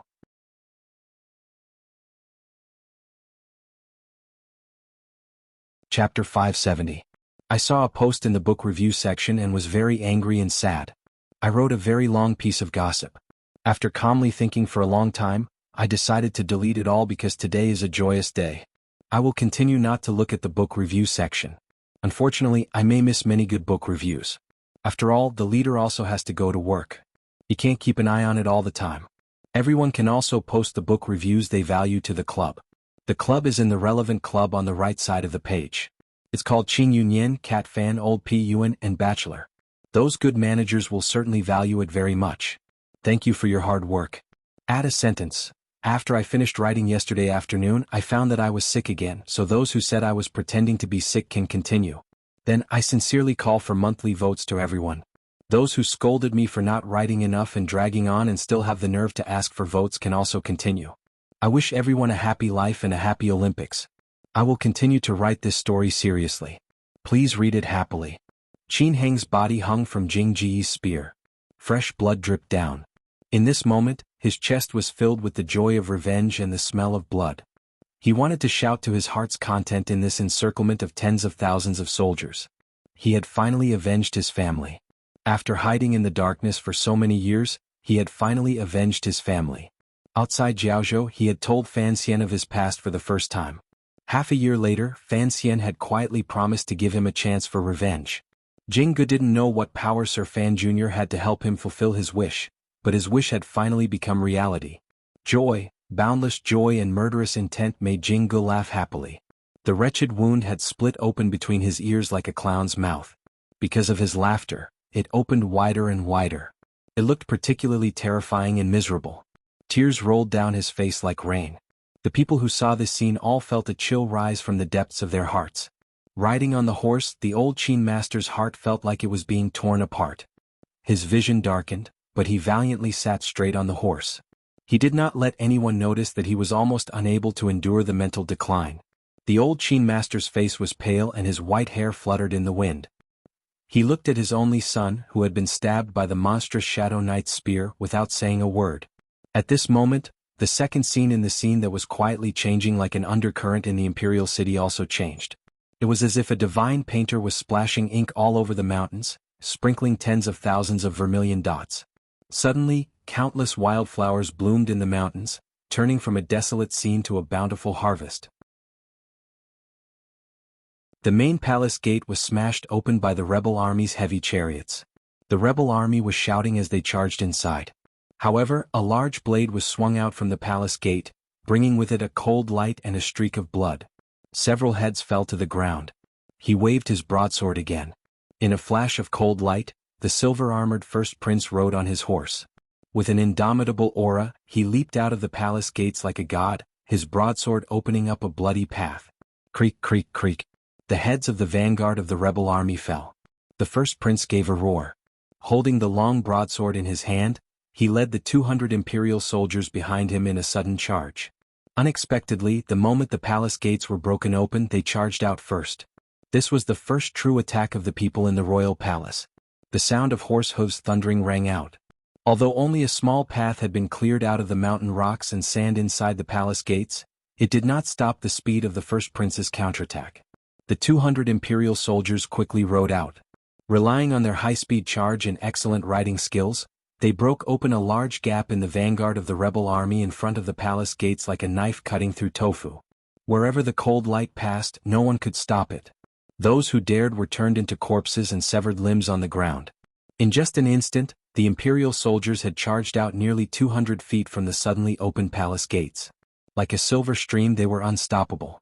At this time, the rebel army had already begun to charge toward the broken palace gates. They were densely packed like locusts filling the sky, making one shiver in fear. Although the 200 imperial soldiers were powerful, in front of such a powerful rebel army, they were only as thick as a silver thread. However, the first prince was not afraid. Since he trusted Fan Xian, he had already cast aside his own life and death. As he charged, he flipped his wrist. The broadsword drew an arc in the air and chopped straight down toward his right. With a crisp crack, the short spear in a rebel army officer's hand snapped in half. The broadsword chopped into the officer's shoulder. The first prince furrowed his brows and gave a muffled grunt. Gathering strength from his waist, he moved his arm. With a swish, the blade of the broadsword broke out of his body and immediately chopped the officer's body in half. Immediately after, the first prince bent his body and avoided a spiked stick flying toward his face. At this moment, he dragged the broadsword in his hand behind him and spun it around his waist. Using his powerful arm strength, he chopped down diagonally. The edge of the broadsword whistled through the air and domineeringly chopped off the head of the rebel soldier on his left. With a light slap, countless drops of blood sprayed onto the first prince's silver armor. The long broadsword in his hand was also stained with thick blood. The silver and red added together was just like the bright red cloak he usually liked to wear. Following the imperial soldier's desperate attack, it became a line of blood. It appeared exceptionally shocking and magnificent. His helmet pressed down on the first prince's sword-like brows. A wildfire burned in his eyes. Bravely and unstoppably, he led his subordinates and charged toward the rebel army's camp in the distance. Who knew how many obstructions and killings he would encounter along the way? Perhaps he would never be able to charge in front of Li Qingqian, but he still had to charge. He was the commander of the Qing Kingdom's Western Expedition Army and the only person of the royal family who had experience on the battlefield. Even if he didn't understand Fan Xian's intentions since he had accepted this mission, he had to see it through to the end. He was not a martial ace, but he was a fierce general in the army. The attack and defense battles in Jingdo could not bring out his ability to command and field battles. However, the first prince had never been afraid of charging and breaking through enemy lines. Horse fighting skills on the battlefield were completely different from battles between aces. What was important was momentum. The first prince's momentum had, without question, been raised to its peak by his determination to die. As a child of mixed blood between Dongyi and the Qing Kingdom, from a certain point of view, he was not favored by the emperor. However, he had strong feelings for this land. An arrow shot out from the dark and was chopped aside by the tip of his broadsword. However, it caused his figure to pause. The countless spears of the rebel soldiers below his horse drew a few bloody wounds on his body. Fortunately, the horse was fast and did not fall into the encirclement. Instead, he killed his way through and continued charging toward the rebel army camp. There was still a long way to go, but the 200 imperial soldiers gave one the feeling that they would charge in front of the crown prince in the next moment. Fan Xian stood on the black coffin and watched everything below the palace walls nervously. When the great prince charged into his field of vision through the palace doors below the palace walls, he immediately gave an order. Open the way for His Highness. There were not many imperial soldiers and Overwatch Council subordinates left on the palace walls. Most of them were doing their best to hold out against the rebel soldiers climbing up the palace walls using ladders. Relying on the 4 hours of preparation in the early hours of the morning, not a single rebel soldier had climbed to the top of the palace walls. However, they had long received military orders. Although they were secretly afraid, they still carried out Fan Xian's orders without any delay. They left the area of the palace walls they were guarding and quickly moved toward the center. They fired out the few arrows in their hands without holding back at all. The arrows were concentrated like rain, all of them landing in front of the great prince's imperial army's path of attack. They all landed on the heads of the rebel soldiers and immediately caused great damage. It also reduced the resistance on the great prince's path of attack. However, the defenses in the other areas of the royal palace became weaker. Without the protection of arrows, the rebel soldiers on the ladders seemed to have taken stimulants. They climbed bravely and were about to reach the top of the palace walls. The imperial soldiers pulled their bowstrings with all their might. They could not feel the pain in their arms or the blood on their fingers from the vibrations of the bowstrings. They were under Duke Fan's orders to use the bows and arrows in their hands to open the way for the prince. What if the rebel soldiers attacked the royal palace? The prince was leading 200 brothers in an attack amidst the encirclement of the rebel soldiers. If their bows and arrows slowed for a moment and the prince was injured, what would happen? Terror, unease, heroism, and all kinds of emotions rolled through the hearts of the imperial soldiers on the palace walls. The rebel soldiers had already climbed up the ladders to the top of the palace walls. Although there were not many people on the palace walls, they were all good men of the Qin family's army. With great difficulty, they found their footing and began to expand their positions to open a path for the rebel soldiers behind them. At the palace gate below the palace walls, the 200 imperial soldiers had already charged out.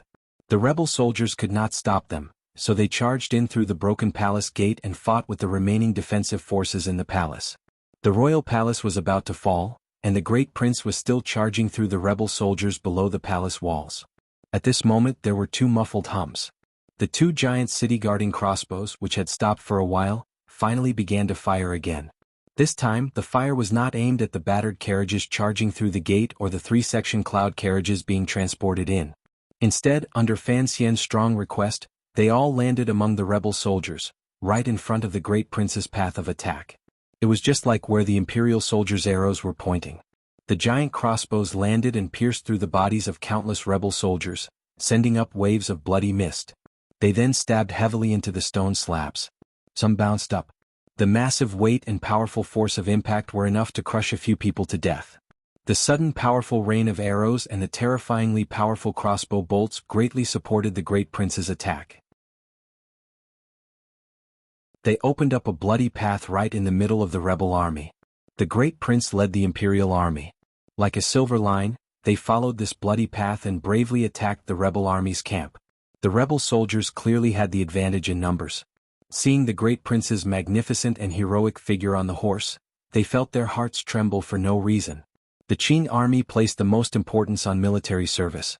Everyone knew that for many years, it was this great prince who had led the army in battle against the Hu people on the western frontier. He had never tasted defeat and had performed a great service for the Qin kingdom. The great prince had also become a famous general in the army. The sense of pressure and force of impact created by a famous general leading an attack was not something a normal person could stand against. Fan Xian looked at the heroic scene and took a deep breath. The two slowly moving circulations in his body suddenly sped up.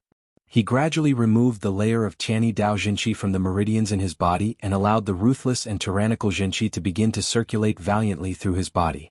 The blood veins in his eyes grew thicker and thicker. The effect of the medicine had reached its peak.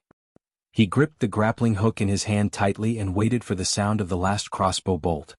Jing Gu, who had killed Qin Heng, had already been surrounded by the rebel soldiers who had arrived first. The old Qin master coldly and listlessly pulled back his gaze and turned it toward the chaos in front of him that was still far away. He knew that the great prince had already begun to lead the counterattack. He knew how wild and heroic the great prince's battle style was. If the other side still had 3,000 riders, perhaps the old Qin master would temporarily avoid the other side's attack. However, the rebel army's victory was already set. They had already broken through the palace gates on the city walls. At such a critical moment, the old Qin master would not retreat even one step. This was a natural intuition formed after decades on the battlefield. Looking at the great prince's blood-soaked heroic figure and thinking of the scene of his only son's tragic death earlier, the old Qin master suddenly felt that he had grown old. He was even about to smell the scent of death. The pain that had been hidden deep in his heart made him make a wrong decision after a moment of hesitation. The enemy's final crazy counterattack cannot be underestimated. The old Qin master coughed and said to his trusted family general, "Take the crown prince to the back of the camp." The crown prince glanced at the old Qin master. He originally did not want to retreat, but the crown prince did not know military affairs and was unwilling to interfere with old General Qin's troops at such a critical moment. He could only leave quietly. The old Qin master was an old general on the battlefield. When the great prince's final counterattack came, he chose to be as still as a mountain. It was naturally the best decision. However, personally seeing the tragedy of his only son's death made him more conservative. He had his family general lead the crown prince to temporarily avoid the great prince's counterattack. With this, there were only 8 Qin family generals left at his side. Perhaps, as a 9th-level ace, the old Qin master did not care about anything. But Fan Xian cared. The massive city-guarding crossbows had finally used up all of their arrows. The rain of arrows from the imperial army had also become sparse.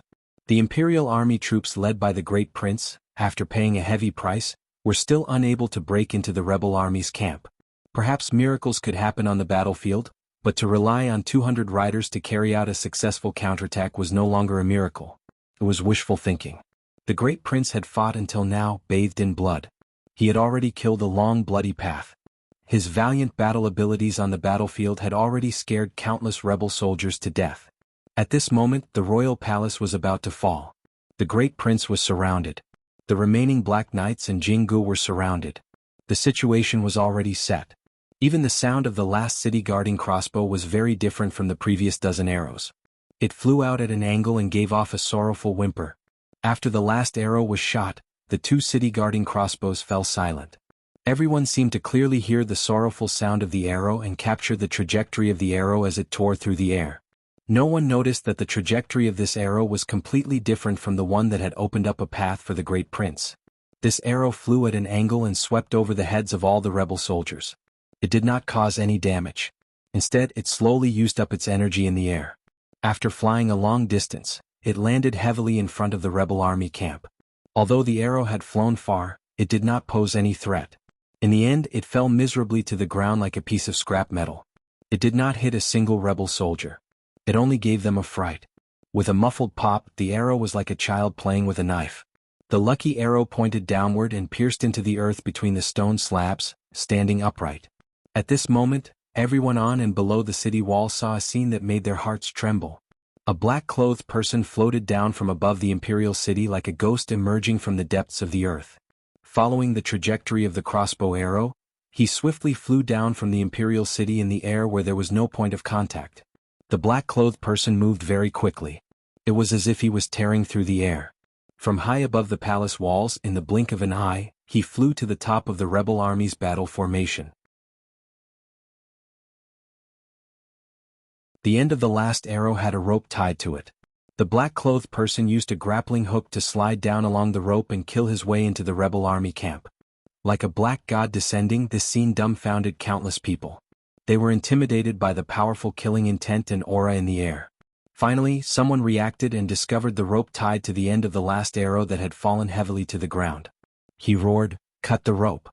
Numerous bright knives chopped at the rope tied tightly to the end of the arrow. The old Qin master's gaze grew slightly cold. Looking at the black shadow charging at him with incredible speed, the pain and anger in his heart exploded once again. His body trembled. The first prince's courageous attack and the black-clothed man's descent from the sky had unavoidably distracted him. In particular, the tragic death of his only son had caused this powerful figure to finally reveal a gap in his state of mind. Just as the old Qin master's state of mind trembled slightly, a knife light also lit up at the corner of his eyes. This knife light was not chopping toward the rope at the end of the arrow. Instead, it was chopping toward the old Qin master's body. A muffled crack exploded in the rebel army camp. Gong Dian's armor clanked wildly from the jinchi in his body. The powerful jinchi made his hair stand on end. His hands gripped the straight knife in his hands tightly and chopped toward the old Qin master's neck. This strike contained all of the power in Gong Dian's body. The power at the peak of the 8th level exploded into this strike that he had waited many years for. A glimmer of anger and disbelief flashed through the old Qin master's eyes. His face flushed red as his hand clamped down tightly on Gong Dian's brutal strike. Fresh blood dripped from between the old Qin master's thumb and index finger. Faced with this extremely sinister assassination attempt, the first elder of the Qing army, a superior 9th level ace, still trembled like he had when he saw Fan Xian descend from the sky. With just a slight tremble, the old Qin master's flushed face immediately became a deathly white. Gong Dian could no longer hold onto his long knife. There was another person who attacked at the same time as Gong Dian. A very heavy and powerful person. Yi Zhong's attack was very heavy. It was so heavy that it seemed to carry with it the wind and sand of the Dingzhou desert. It carried with it some mysterious intent. Decisively and mercilessly, it tore apart the body of a rebel general between him and the old Qin master and struck the old Qin master's abdomen. Yi Zhong and Gong Dian attacked the old Qin master at the same time. This scene happened too suddenly, too strangely, and too unbelievable. Even the old Qin master did not understand what meaning it contained. His personal family warriors had already escorted the crown prince to the side palace, but the 8 generals at his side could not react at all. After this massive muffled sound, dust and smoke rose up in the rebel army camp. The dust and smoke settled slightly. The 3 war horses under the 3 people were shaken by the powerful jinchi. They didn't even have time to cry out before they exploded and died. The old Qin master spat out a mouthful of fresh blood. A terrifying wound appeared on his abdomen. His hand, which had quickly reached down like a withered bamboo, was already tightly gripping Yi Zhong's wrist that held the knife. Yi Zhong lowered his head. His brows were as steady as a mountain. The jinchi in his body flowed out without holding back. With a muffled grunt, he took a step forward and pressed down again. The old Qin master's body trembled again. A powerful force exploded out from his old body. His left elbow flicked out. Holding Gong Dian's steel knife in his hand, the tip of his elbow had already smashed ruthlessly into Gong Dian's chest. With a pft, Gong Dian spat out a mist of blood that filled the air. However, he borrowed the momentum of spitting out blood to let out an explosive roar. Without any regard for his own safety, he pressed his entire body forward. With a press of the blade, the old Qin master's left hand was pressed against his neck, giving off a terrifying creaking sound. All of this happened in a very short amount of time. Yi Zhong knew that he only had one chance. Given his mountain-like personality, he would not pass it up. He took a deep breath and his chest expanded. His left hand shook and quickly became like a metal plate, breaking free of the old Qin master's unusually powerful control. This left hand became a metal plate. With the power of a coffin breaker, it landed heavily on the old Qin master's bleeding chest wound. The Yi family's hand skills were the best in the world. The powerful force of impact pushed the 3 top aces of the Qing military back on the stone floor. Along the way they shattered the ground and sent up smoke and dust. At this moment, the rope behind the crossbow had been cut. Fan Xian, dressed in black, fell from midair. However, he did not fall into the encirclement of the rebel soldiers. Instead, the tip of his foot pushed off the helmet of a rebel soldier. Like a streak of smoke, he pierced straight into the rebel camp. Yi Zhong's coffin breaker landed viciously on the wound in the old Qin master's waist. Fan Xian shrunk into a ball of black shadow and immediately unfurled. With 2 swishing sounds, his left hand pulled out the sword of the Wei Emperor tied to his back. His right hand pulled out the black dagger he had taken from Lady Ning. With a sword in one hand and a dagger in the other, he turned into a streak of black smoke and swept past the heads of the 8 Qin family generals in the rebel camp. With a number of crisp sounds, 5 of the generals died with their throats slit. 3 of them retreated with chest injuries. Although it was only one exchange, Fan Xian had already unleashed the most power he had since his rebirth. Like a giant bird returning to the forest, he flew toward the 3 people fighting like wild beasts. The old Qin master, who was injured, let out a wild roar. With a flip of his hand, he pulled back his fingers and struck heavily on Yi Zhong's left shoulder, who did not care for his life and did not care about defense. The strike shattered Yi Zhong's left shoulder. The foot under his body stomped heavily on the ground, leaving a footprint and brought his body flying backward. Yi Zhong gave a muffled grunt. Using the coffin breaker technique of closing the coffin, he locked onto the old Qin master's wildly overflowing and endlessly trembling right hand. Gong Dian's entire body was covered in blood. He wrapped one hand around the old Qin master's left arm and stuck his body to it. He used his body to press down on the two knives between the two of them. Through the old Qin master's powerful palm, he pressed down toward his neck. The three of them tangled together and quickly retreated over 30 meters. With a crash, they smashed through the wall of a wooden building at the back of the square and sent up countless clouds of dust. However, someone was faster than them. Fan Xian flew in like a black bird and arrived in front of the old Qin master like lightning. The long sword in his hand flipped and pierced into the old Qin master's lower abdomen with a clang. Blood blossomed as the long sword entered the body. Fan Xian lowered his head to hold the sword. With a muffled grunt, he continued to stab forward. The powerful force caused the bodies of the four warriors to smash through the second wall of the building, the third wall, and sent up countless clouds of dust. It hid this sinister, shameless, and bloody murder in a place where tens of thousands of people could not see.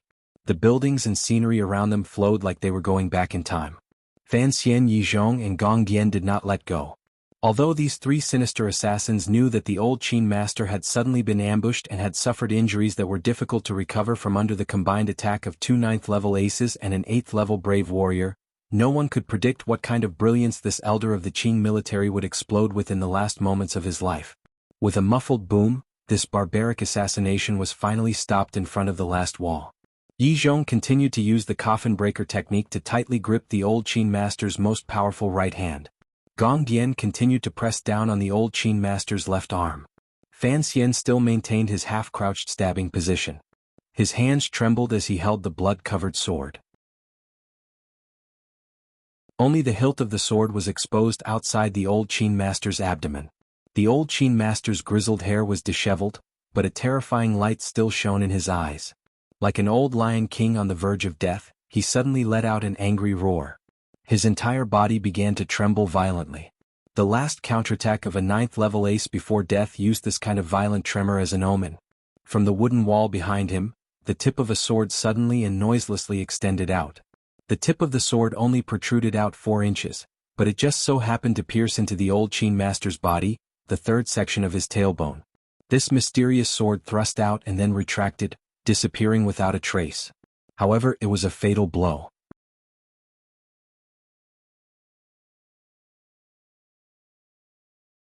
Chapter 571. Silence. A death-like silence. Perhaps it was very long. Perhaps it was only an instant.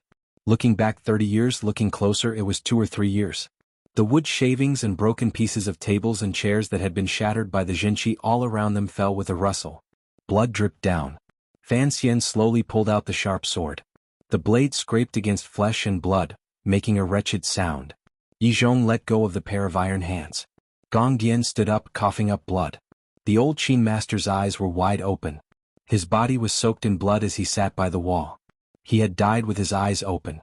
His hands were slightly open as if he was grabbing onto something. This elder figure of the Qing military had finally died.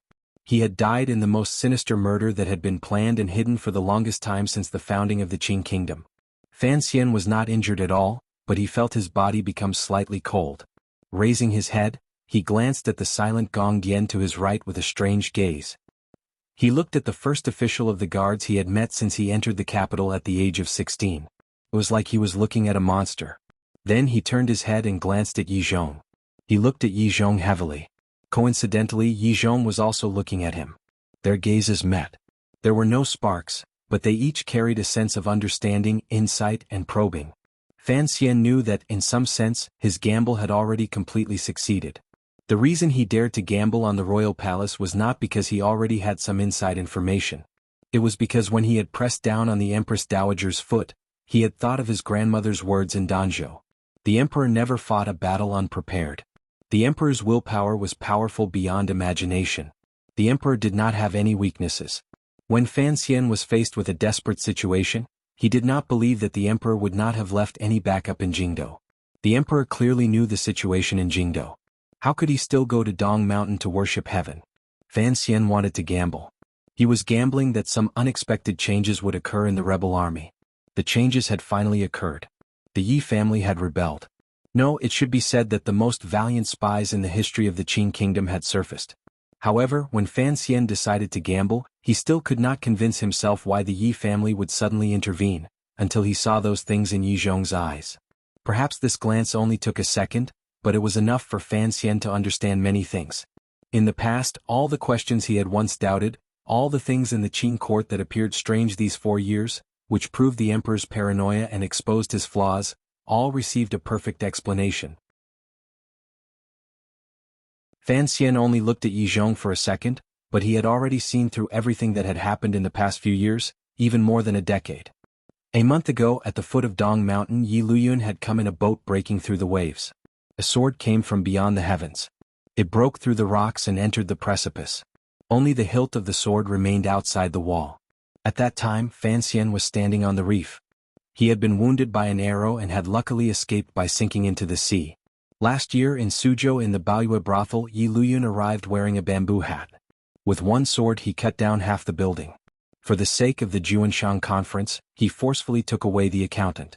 At that moment, Fan Xian let loose a torrent of curses. He suffered internal injuries, but fortunately he did not die. Given Yi Luyun's abilities and the might of a great grandmaster, he had allowed Fan Xian to meet him twice and not die. Using this as a line, it was clear to see the past events of the Qing kingdom. 2 years ago, while admiring chrysanthemums in the Hanging Temple, Gong Dian strangely left his post. There was a sudden assassination aimed at the Qing emperor. The building was in chaos and Fan Xian was heavily injured. Yi Zhong gave chase but failed. The court was shocked and the emperor was furious. He stripped Yi Zhong of his position as commander of the Jingdo garrison and sent him back to Dingzhou. Gong Dian was imprisoned and luckily returned. 2 years and 2 months ago, Fan Xian learned of the marriage between the second prince and Yi Ling'er in Shangjing. He was shocked and thought that the emperor was trying to force Yi Zhong to resign from his post so he would not be involved in the affairs of the princes. From this, it went back to 8 years ago. At that time, Fan Xian was 12. On a cliff in Danzhou, he was bitterly practicing the tyrannical martial method.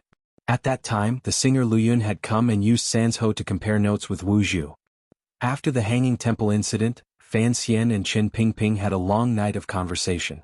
They both knew that the emperor had purposely arranged this matter to suppress the Yi family, remove Gong Dian from his position as deputy commander of the imperial army, and force Yi Zhong to leave Jingdo.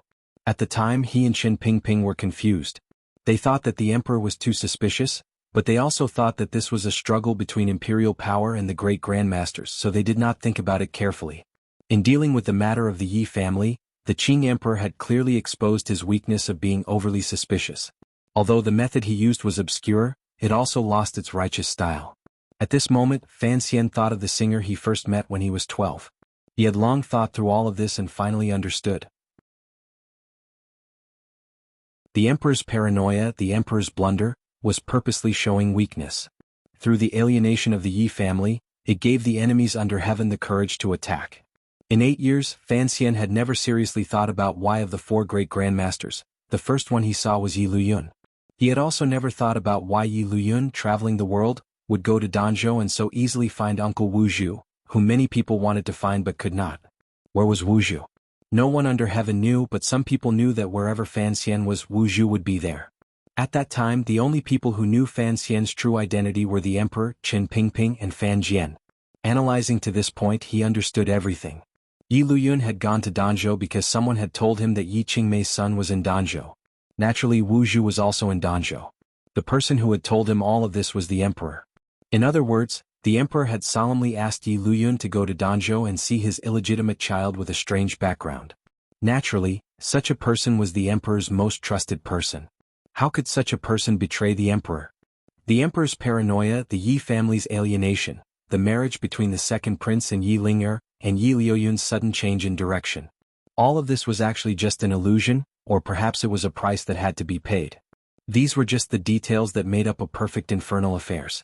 This plan had probably been constructed for a year, 2 years, 3 years. If one thought of Yi Liuyun's identity as a guest of the Juanshan conference, The time this plan had probably begun was more than a dozen years ago.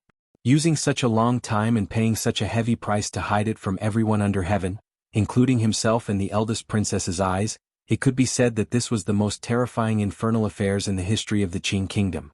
Compared to this, what did the Overwatch Council's Yan Ruahai and Yuan Hongdao count for? In just a second, countless images flashed through Fan Xian's mind. He withdrew his gaze and looked at the calm Yi Zhong. His body suddenly felt a chill as if he had fallen into an ice house. Even Qin Pingping probably did not know of this plan. The emperor's willpower was truly too terrifying. He looked at Yi Zhong. His lips were dry. From his clothes he took out his special token and handed it over. In a trembling voice he asked, "Is the emperor still alive?"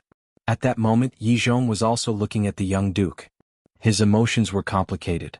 When he had first attacked the old Qin master, he had not thought that Fan Xian on the palace walls would be able to mobilize the power to cooperate with him. His heart was also filled with shock. Had the emperor already told Sir Fan Jr. the entire plan? When Fan Xian opened his mouth, Yi Zhong asked at the same time, "Is the emperor still alive?" The exact same two questions shocked Fan Xian and Yi Zhong at the same time. Looking into each other's eyes, they felt a chill. Only now did they know that no one in Jingdo, regardless of whether it was Fan Xian, whom the emperor trusted incomparably, or Yi Zhong, the most important person in this plan, did not know whether the emperor was alive or dead. "Where is Li Yunrui?" Taiping courtyard. The two of them stopped talking. Yi Zhong accepted Fan Xian's token. Gong Dian picked up the old Qin master's body and quickly left in the direction of the square, where the sounds of killing had already shaken the heavens. Only a moment had passed since the assassination of Qin Yi. The people involved thought a lot. However, the formal conversation only consisted of these two sentences. The first sentence from both sides had already explained too many problems. Everyone was only a pawn in a large chessboard. They just had to do their part. Man proposes, God disposes. For now, they didn't know the situation at Dong Mountain and didn't need to think about it. Fan Xian took a few heavy breaths and forcefully suppressed the irritation brought about by the tyrannical Jinqi and medicine in his body. He dispersed some of the coldness in his heart and did not notice the small hole in the wall. For such a plan, the emperor had planned it for such a long time and exhausted so much energy. Naturally, the plan was great. Eliminating all opposition within the Qin kingdom was one part, but the emperor's true goal was probably far from that. Using Qin Pingping's words, in this world only the emperor stood at the highest and saw the furthest.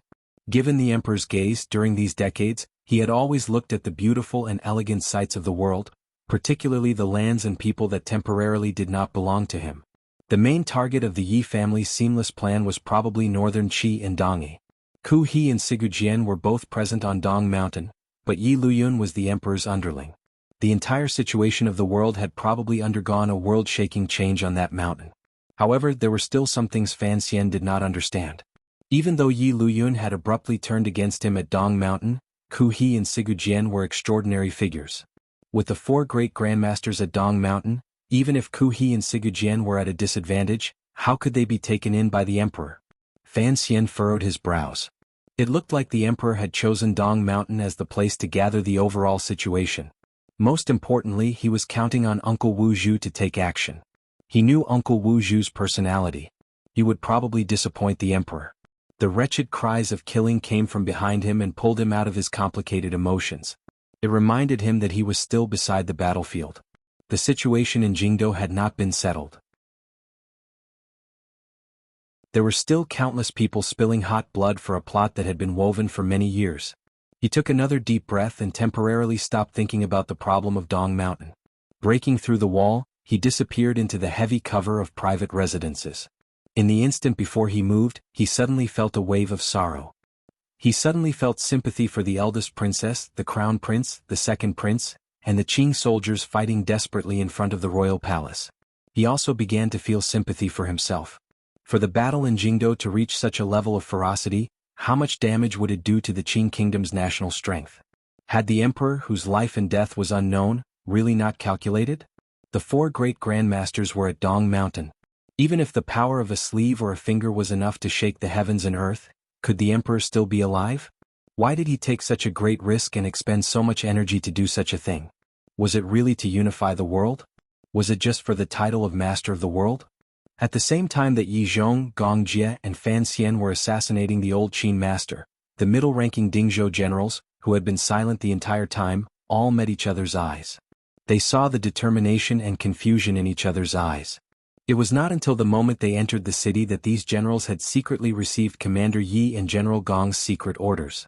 In order to keep it a secret, it was impossible to mobilize the lower-ranking soldiers. However, the Yi family's Dingzhou army had to attack. They had already seen the strange scene in the rebel army's camp. However, soldiers were not robots that only listened to orders. For any army, when they were about to turn on the battlefield without any pre-battle mobilization, they would all appear confused. A moment ago they were preparing to attack the royal palace. In the next moment, they suddenly had to turn their spears toward their own comrades. No matter how strict the military discipline of the Dingzhou army was, their battle power would probably drop to a very low point.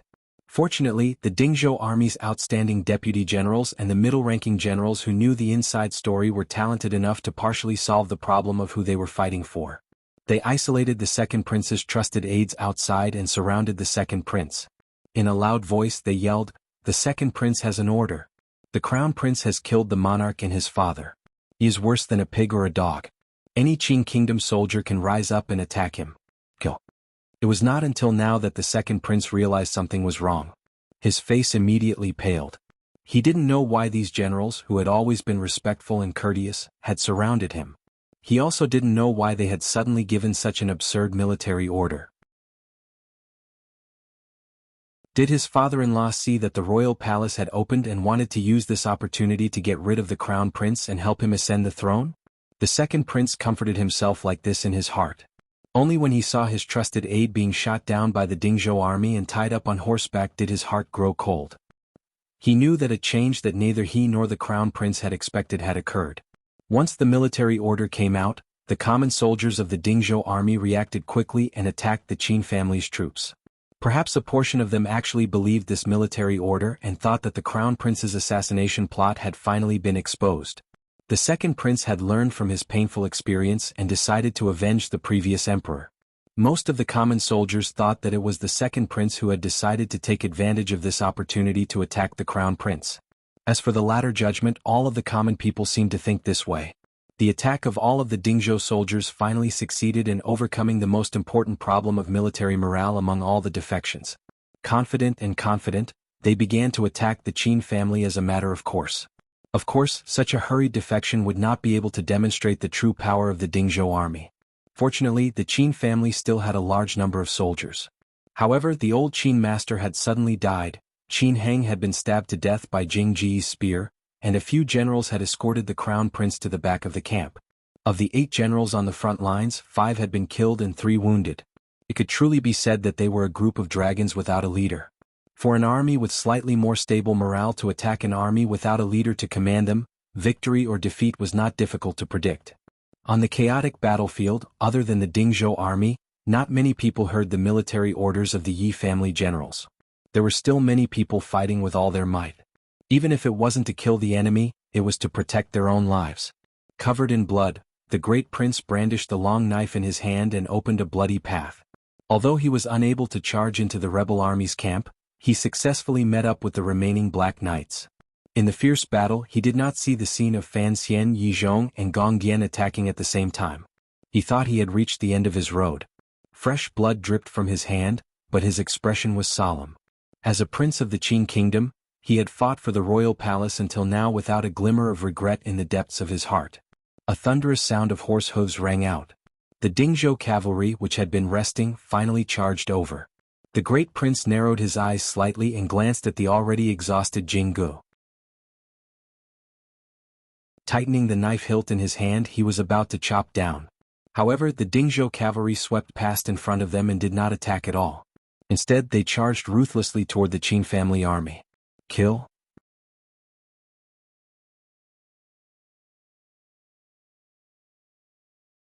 Chapter 572. The sound of killing shook the sky. Suddenly and without any warning, countless riders covered in Dingzhou dust began to attack the Qin family from all directions in the square. A group of about 1,000 cavalrymen, like a sickle, sharply swept across the royal palace. The scaling ladders that towered up to the top of the royal palace were, in a flash, like ripe grains in a paddy field. With a crash, they were neatly cut off at the root. The ears of wheat were always heavy. There were a number of rebel soldiers bravely climbing up the scaling ladders. They had no idea that friendly soldiers would attack them from below. The defenses at the bottom of the scaling ladders had not considered this problem. So many three-part scaling ladders collapsed miserably from the two sides toward the center. The rebel soldiers on them cried out wretchedly as they fell from high above like grains falling from a harvest. Many people fell to their deaths on the ground, spilling out blood and internal organs. They were then pressed to the bottom by the layers of scaling ladders that randomly fell to the ground like rice stalks. The rebel soldiers who had already reached the palace walls suddenly felt something strange behind them and couldn't help but feel shocked. On the contrary, the remaining Imperial Army and Overwatch Council subordinates in the palace walls discovered that the situation on the battlefield below had suddenly changed and found their last chance of survival. Courage immediately surged into their chests. The people defending the royal palace charged forward and surrounded the rebel soldiers who had reached the palace walls, forcing the Qin family soldiers, who no longer had a path of retreat, into a hopeless situation. There were already rebel soldiers breaking through the front doors of the royal palace and carrying out a sudden attack. They had no idea what was happening behind them. The Yi family's two groups of riders approached from the west in Taiping Square. After sweeping through the scaling ladders, they did not slow down at all. They rode directly into the pitch-black front doors of the royal palace and launched an attack behind the rebel soldiers entering the palace. On the square, the Dingzhou army, which had taken an advantageous position, had long begun their counterattack against the Qin family. Too many of the Qin family's upper-level generals had died or been injured. Additionally, the incident had happened suddenly. For a moment, they were unable to organize an effective defense or counterattack. On the battlefield, what decided victory or defeat was often the moment the battle began. The generals of the Dingzhou army carried out the secret order the commander had given them before they entered the city. With a thunderous force, they attacked and caught the Qin family's army unprepared. For a moment, the rebel soldiers suffered heavy casualties. The scales of victory and defeat had already tipped toward the Dingzhou army. As for why the scales were tipped, that was something that not everyone could understand. This was especially so for the Imperial Army and Shadow Cavalry in the center of the square. They had already gone through 4 hours of desperate fighting and were extremely exhausted. Seeing that they were about to face death, their eyes were wide open and they were clearly at a loss. The great prince, covered in blood, stood together with Jinggu, who had his head lowered. They looked in shock at the murderous cries around them, the black smoke, the light of the knife, and the shadow of the sword. They listened to the grunts, wretched wails, and sorrowful cries in the square. They discovered that the long knife in their hands was actually very heavy. The rebel army suddenly began to attack each other. The Qin family was unable to protect themselves, and the Dingzhou army purposely avoided the area in the middle of the square. The great prince and the people protecting the royal palace stood in a daze on the empty ground, not understanding what had happened. A moment ago they were still fighting with their lives on the line. In the next moment they seemed to have become pure spectators. What happened in Jingdo seemed to have nothing to do with them. The great prince glanced at the wounded Jinggu at his side and furrowed his brows. As the commander of the Western Expedition Army, he knew how important one's reaction on the battlefield was. Regardless of what problems were happening within the rebel army, if he wanted to use this opportunity, he had to immediately give the order to gather the nearly 2,000 remaining effective forces inside and outside the palace. However, there was a loss in his eyes because the inside and outside of the palace had already been divided into a number of battle zones. It was impossible for the Imperial Army to band together. Furthermore, from the bottom of his heart, the great prince did not want these exhausted subordinates to once again leave this rare moment of safety and throw themselves into the flames of battle. Thus, he had to see clearly what the Dingzhou army's sudden betrayal meant. Did the second prince want to use this opportunity to get rid of the crown prince and take the throne himself? But why did the Dingzhou army purposely stay away from the Imperial Army and work hard to protect the royal palace? He suddenly thought of everything Fan Xian had done since the early hours of the morning. His heart thumped. Did Fan Xian know that the Yi family would make a move? Was that why he had sent out those orders to find a good opportunity for the other party? At this moment, a member of the Imperial Guard rushed to his side and whispered a few words into his ear. He briefly explained what had happened in the rebel army's camp that someone had noticed earlier. The great prince's eyes lit up slightly. He looked at the Dingzhou army shuttling around him, the Qin family troops retreating step by step not far away, and the dragon flag where the crown prince was. He finally relaxed a little. His admiration for Fan Xian grew a little stronger. Urgent military orders rang out from all around them. Amidst the dust and smoke filling the air, the powers of all sides gathered and charged. The great prince led the remaining 200 people and the imperial soldiers who had returned from Taiping Square. Fortunately, they met up together and slowly pressed toward the royal palace. In the distance, hidden by the dust and smoke, the bright yellow dragon flag could faintly be seen leaving the square.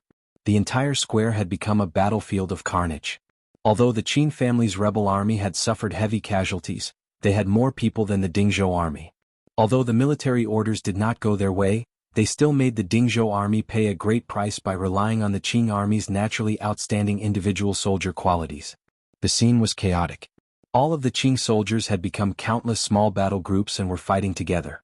This situation had arisen because, at the very beginning, the Dingzhou army had received the crown prince's edict and was prepared to change formations with the Qin family.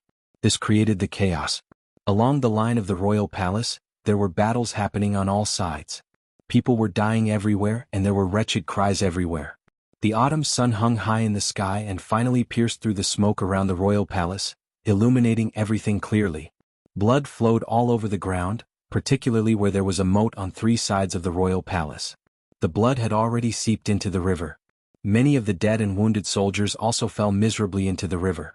Some of the rebel soldiers who had not completely died were soaked in the cold moat water and woke up. However, they were powerless to struggle ashore. Wretchedly and powerlessly, they sank into the river. It looked like there were countless water ghosts in the moat pulling at their ankles. Faced with the Dingzhou army's sudden attack, the Qin family managed to hold out for a while before finally retreating in defeat. A few generals protected the crown prince and led the group that had gathered back away from the square. Following the streets of Jingdo, they began to retreat toward the city gate guards that the rebel soldiers still controlled. The dragon flag retreated, and the army lost again. The Dingzhou army cried out in unison and charged forward bravely. Immediately, the battlefield once again spread from the 3 li around the royal palace toward Jingdo. Chasing and being chased, killing and being killed, arrows flew wildly and knives and spears struck out viciously. All of Jingdo began to tremble. They knew that they would face an upheaval and bloodbath that had not been seen in 16 years. Thud, thud, thud. A series of heavy horse hooves cut through the remaining smoke on the ground. With the general on the horse, they appeared in front of the Imperial Army and Black Knights below the royal palace in this corner that seemed to have been forgotten by the rebel army. Countless sounds of metal colliding rang out. No one gave an order. There was no need for an order.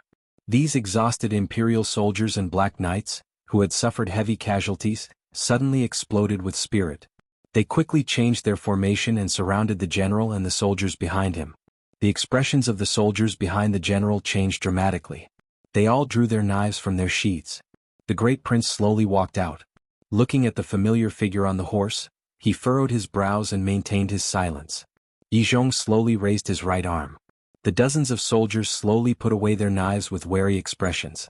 However, they still nervously watched the remaining soldiers who had once given them countless mental blows. Earlier, on the square, these hundreds of riders had charged twice and thrown the rebel army into chaos. Spears pointed at Qin Heng and knives cut through tens of thousands of soldiers. It was truly terrifying. I will move 3,000 soldiers to help your highness defend the city. Yizhong looked at the blood-covered great prince in front of him. A glimmer of admiration flashed through his eyes, but his tone remained calm. Gong Dian will arrive immediately. He will help your highness control the situation. The great prince looked at him and still did not speak. Yizhong had already reached into his clothes and took out a token. He tossed it toward the great prince from a distance. The great prince raised his aching right arm and caught it. Looking closely, he saw that it was the token that Fan Xian had taken from his subordinate in the early hours of the morning. He involuntarily furrowed his brows. Raising his head to look at Yizhong's steady figure on the horse, he asked, "Father?" He only said 2 words before Yizhong interrupted him. He knew what the great prince wanted to ask, but he had no idea how to answer. There were no idiots in the royal family. When Yizhong revealed his identity and had Fan Xian's token as a keepsake, the great prince was already certain of Yizhong's role in this rebellion. He also knew that a figure of Yizhong's level was not someone that Fan Xian could persuade. It could only be said that before his father left the capital, he had already made arrangements for the Dingzhou soldiers who had pretended to come forward to offer up prisoners of war. The great prince took a deep breath and didn't say anything more. He directly gave the order, "Give chase." He knew that Yi Zhong was waiting for his order. Although the Qin family had already been defeated and the sounds of killing still lingered in the square, the Yi family's Dingzhou army had, in reality, already controlled the entire situation in Jingdou. Yet Yi Zhong still wanted to see him. He needed him, the commander of the imperial army, the eldest son of the royal family, to give Yi Zhong an order. Given the current situation, the power in his hands already allowed Yi Zhong to control Jingdou. However, he didn't want and didn't dare let anyone have this kind of speculation after the fact, so he was particularly respectful toward the great prince. The flames of war had already spread into Jingdou. Unavoidably, it affected the commoners who had closed their doors for a day and night. There were tragic battles happening everywhere. The Dingzhou cavalry had already chased after the Qin family's main camp toward the 9 city gates of Jingdou. However, the crown prince was not below the dragon flag. This young man, who was about to break into the royal palace and become the new monarch of the Qin kingdom, had suddenly been struck across the waist. His dream had been shattered in front of his eyes. His expression had long become ghastly. Fortunately, the Qin family's loyal generals reacted quickly and led the remaining soldiers to carve out a bloody path. Li Qingqian didn't want to retreat because he knew that he only had the Qin family's army in his hands. If he left Jingdou, although the world was large, where would he find shelter? Probably even his aunt had not thought that the Yi family would betray him. A bitter smile rose to the corners of the young crown prince's lips. The jolting of the warhorse beneath him did not cause his frozen expression to change at all. Earlier, he had been thinking about how to win the Yi family over from the side of the second prince after he ascended the throne and become a true emperor. He was also thinking about how to resist the pressure of his aunt, mother, grandmother, and old Qin master and pardon the civil officials on the city walls who were determined to oppose him, particularly the scholars Shu and Hu. Who would have thought that the Yi family would betray him like this? His aunt probably still didn't know this shocking news. His mother and grandmother were still trapped on the city walls, and the old Qin master was already dead. The crown prince felt a sharp pain in his chest. He almost couldn't stand straight on his horse. At his side, a rebel general said with tears in his eyes, "Your Highness, as long as we get out of the city and gather soldiers, Shao Mountain, and our people, we can charge straight north and meet up with Governor Yin. The matter will definitely succeed." These words were reasonable, but Li Qingqian didn't really believe it. Fan Xian had returned alive, Governor Yin was probably also dead. Since the Yi family had betrayed, great uncle Lu Yun was probably. Li Qingqian sighed in his heart. Following the horse toward the city gates, he didn't know what kind of waves were surging in his heart. Below the city walls, one of the main conspirators of the rebellion, the second prince, was looking at his father-in-law with a venomous and hopeless gaze. Before Yi Zhong personally led the Dingzhou army in pursuit, for some reason, he had returned to his camp and glanced at his son-in-law. "If you want to live, you have to remember everything the Dingzhou army said today." The second prince's entire body was restrained. He stood wretchedly under his horse. He raised his head and looked fiercely at Yi Zhong as he spat. He knew what Yi Zhong's words meant. The Dingzhou army's final betrayal was nominally because he wanted to avenge his father and carry out his father's posthumous edict. However, he knew that was not the case. Of all the people involved, the one who felt the most hopeless, shocked, and angry was the second prince. He had no idea that on Dong Mountain, the Qing emperor had specifically said to Fan Xian that if possible, he should leave the second prince alive. At such a moment, the second prince had never thought he could survive. What made him most angry was that he seemed to have planned for a long time. In the end, he was the stupidest person. Everything that he had done now seemed so ridiculous, so comical. His eyes were filled with anger. His usually gentle expression appeared particularly dark and cold. "Father-in-law, you are truly a good dog. However, if father truly dies, what will you do?" Yi Zhong didn't say anything. He slowly turned his horse around. The expression on his face became somewhat dim. Behind him, the second prince yelled, "You bunch of liars." At this moment, a heavy object suddenly fell from above the royal palace walls and struck viciously against the hard stone tiles with a muffled thud. The person who fell was wearing beautiful and luxurious clothing. Having suffered such a heavy blow, all the bones in her body were broken. Blood flowed freely. She had long died. However, her head was perfectly preserved, revealing a dignified and haggard face filled with despair and madness. You're tuning in to the Han Li's Wuxia Adventures YouTube channel. We're so grateful for your support, and don't forget to subscribe to join us on this incredible journey through captivating stories. Your generosity through donations truly makes a world of difference. as it's the primary source of revenue that allows me to expand and enhance this channel for you. Thank you from the bottom of my heart for being a part of this adventure.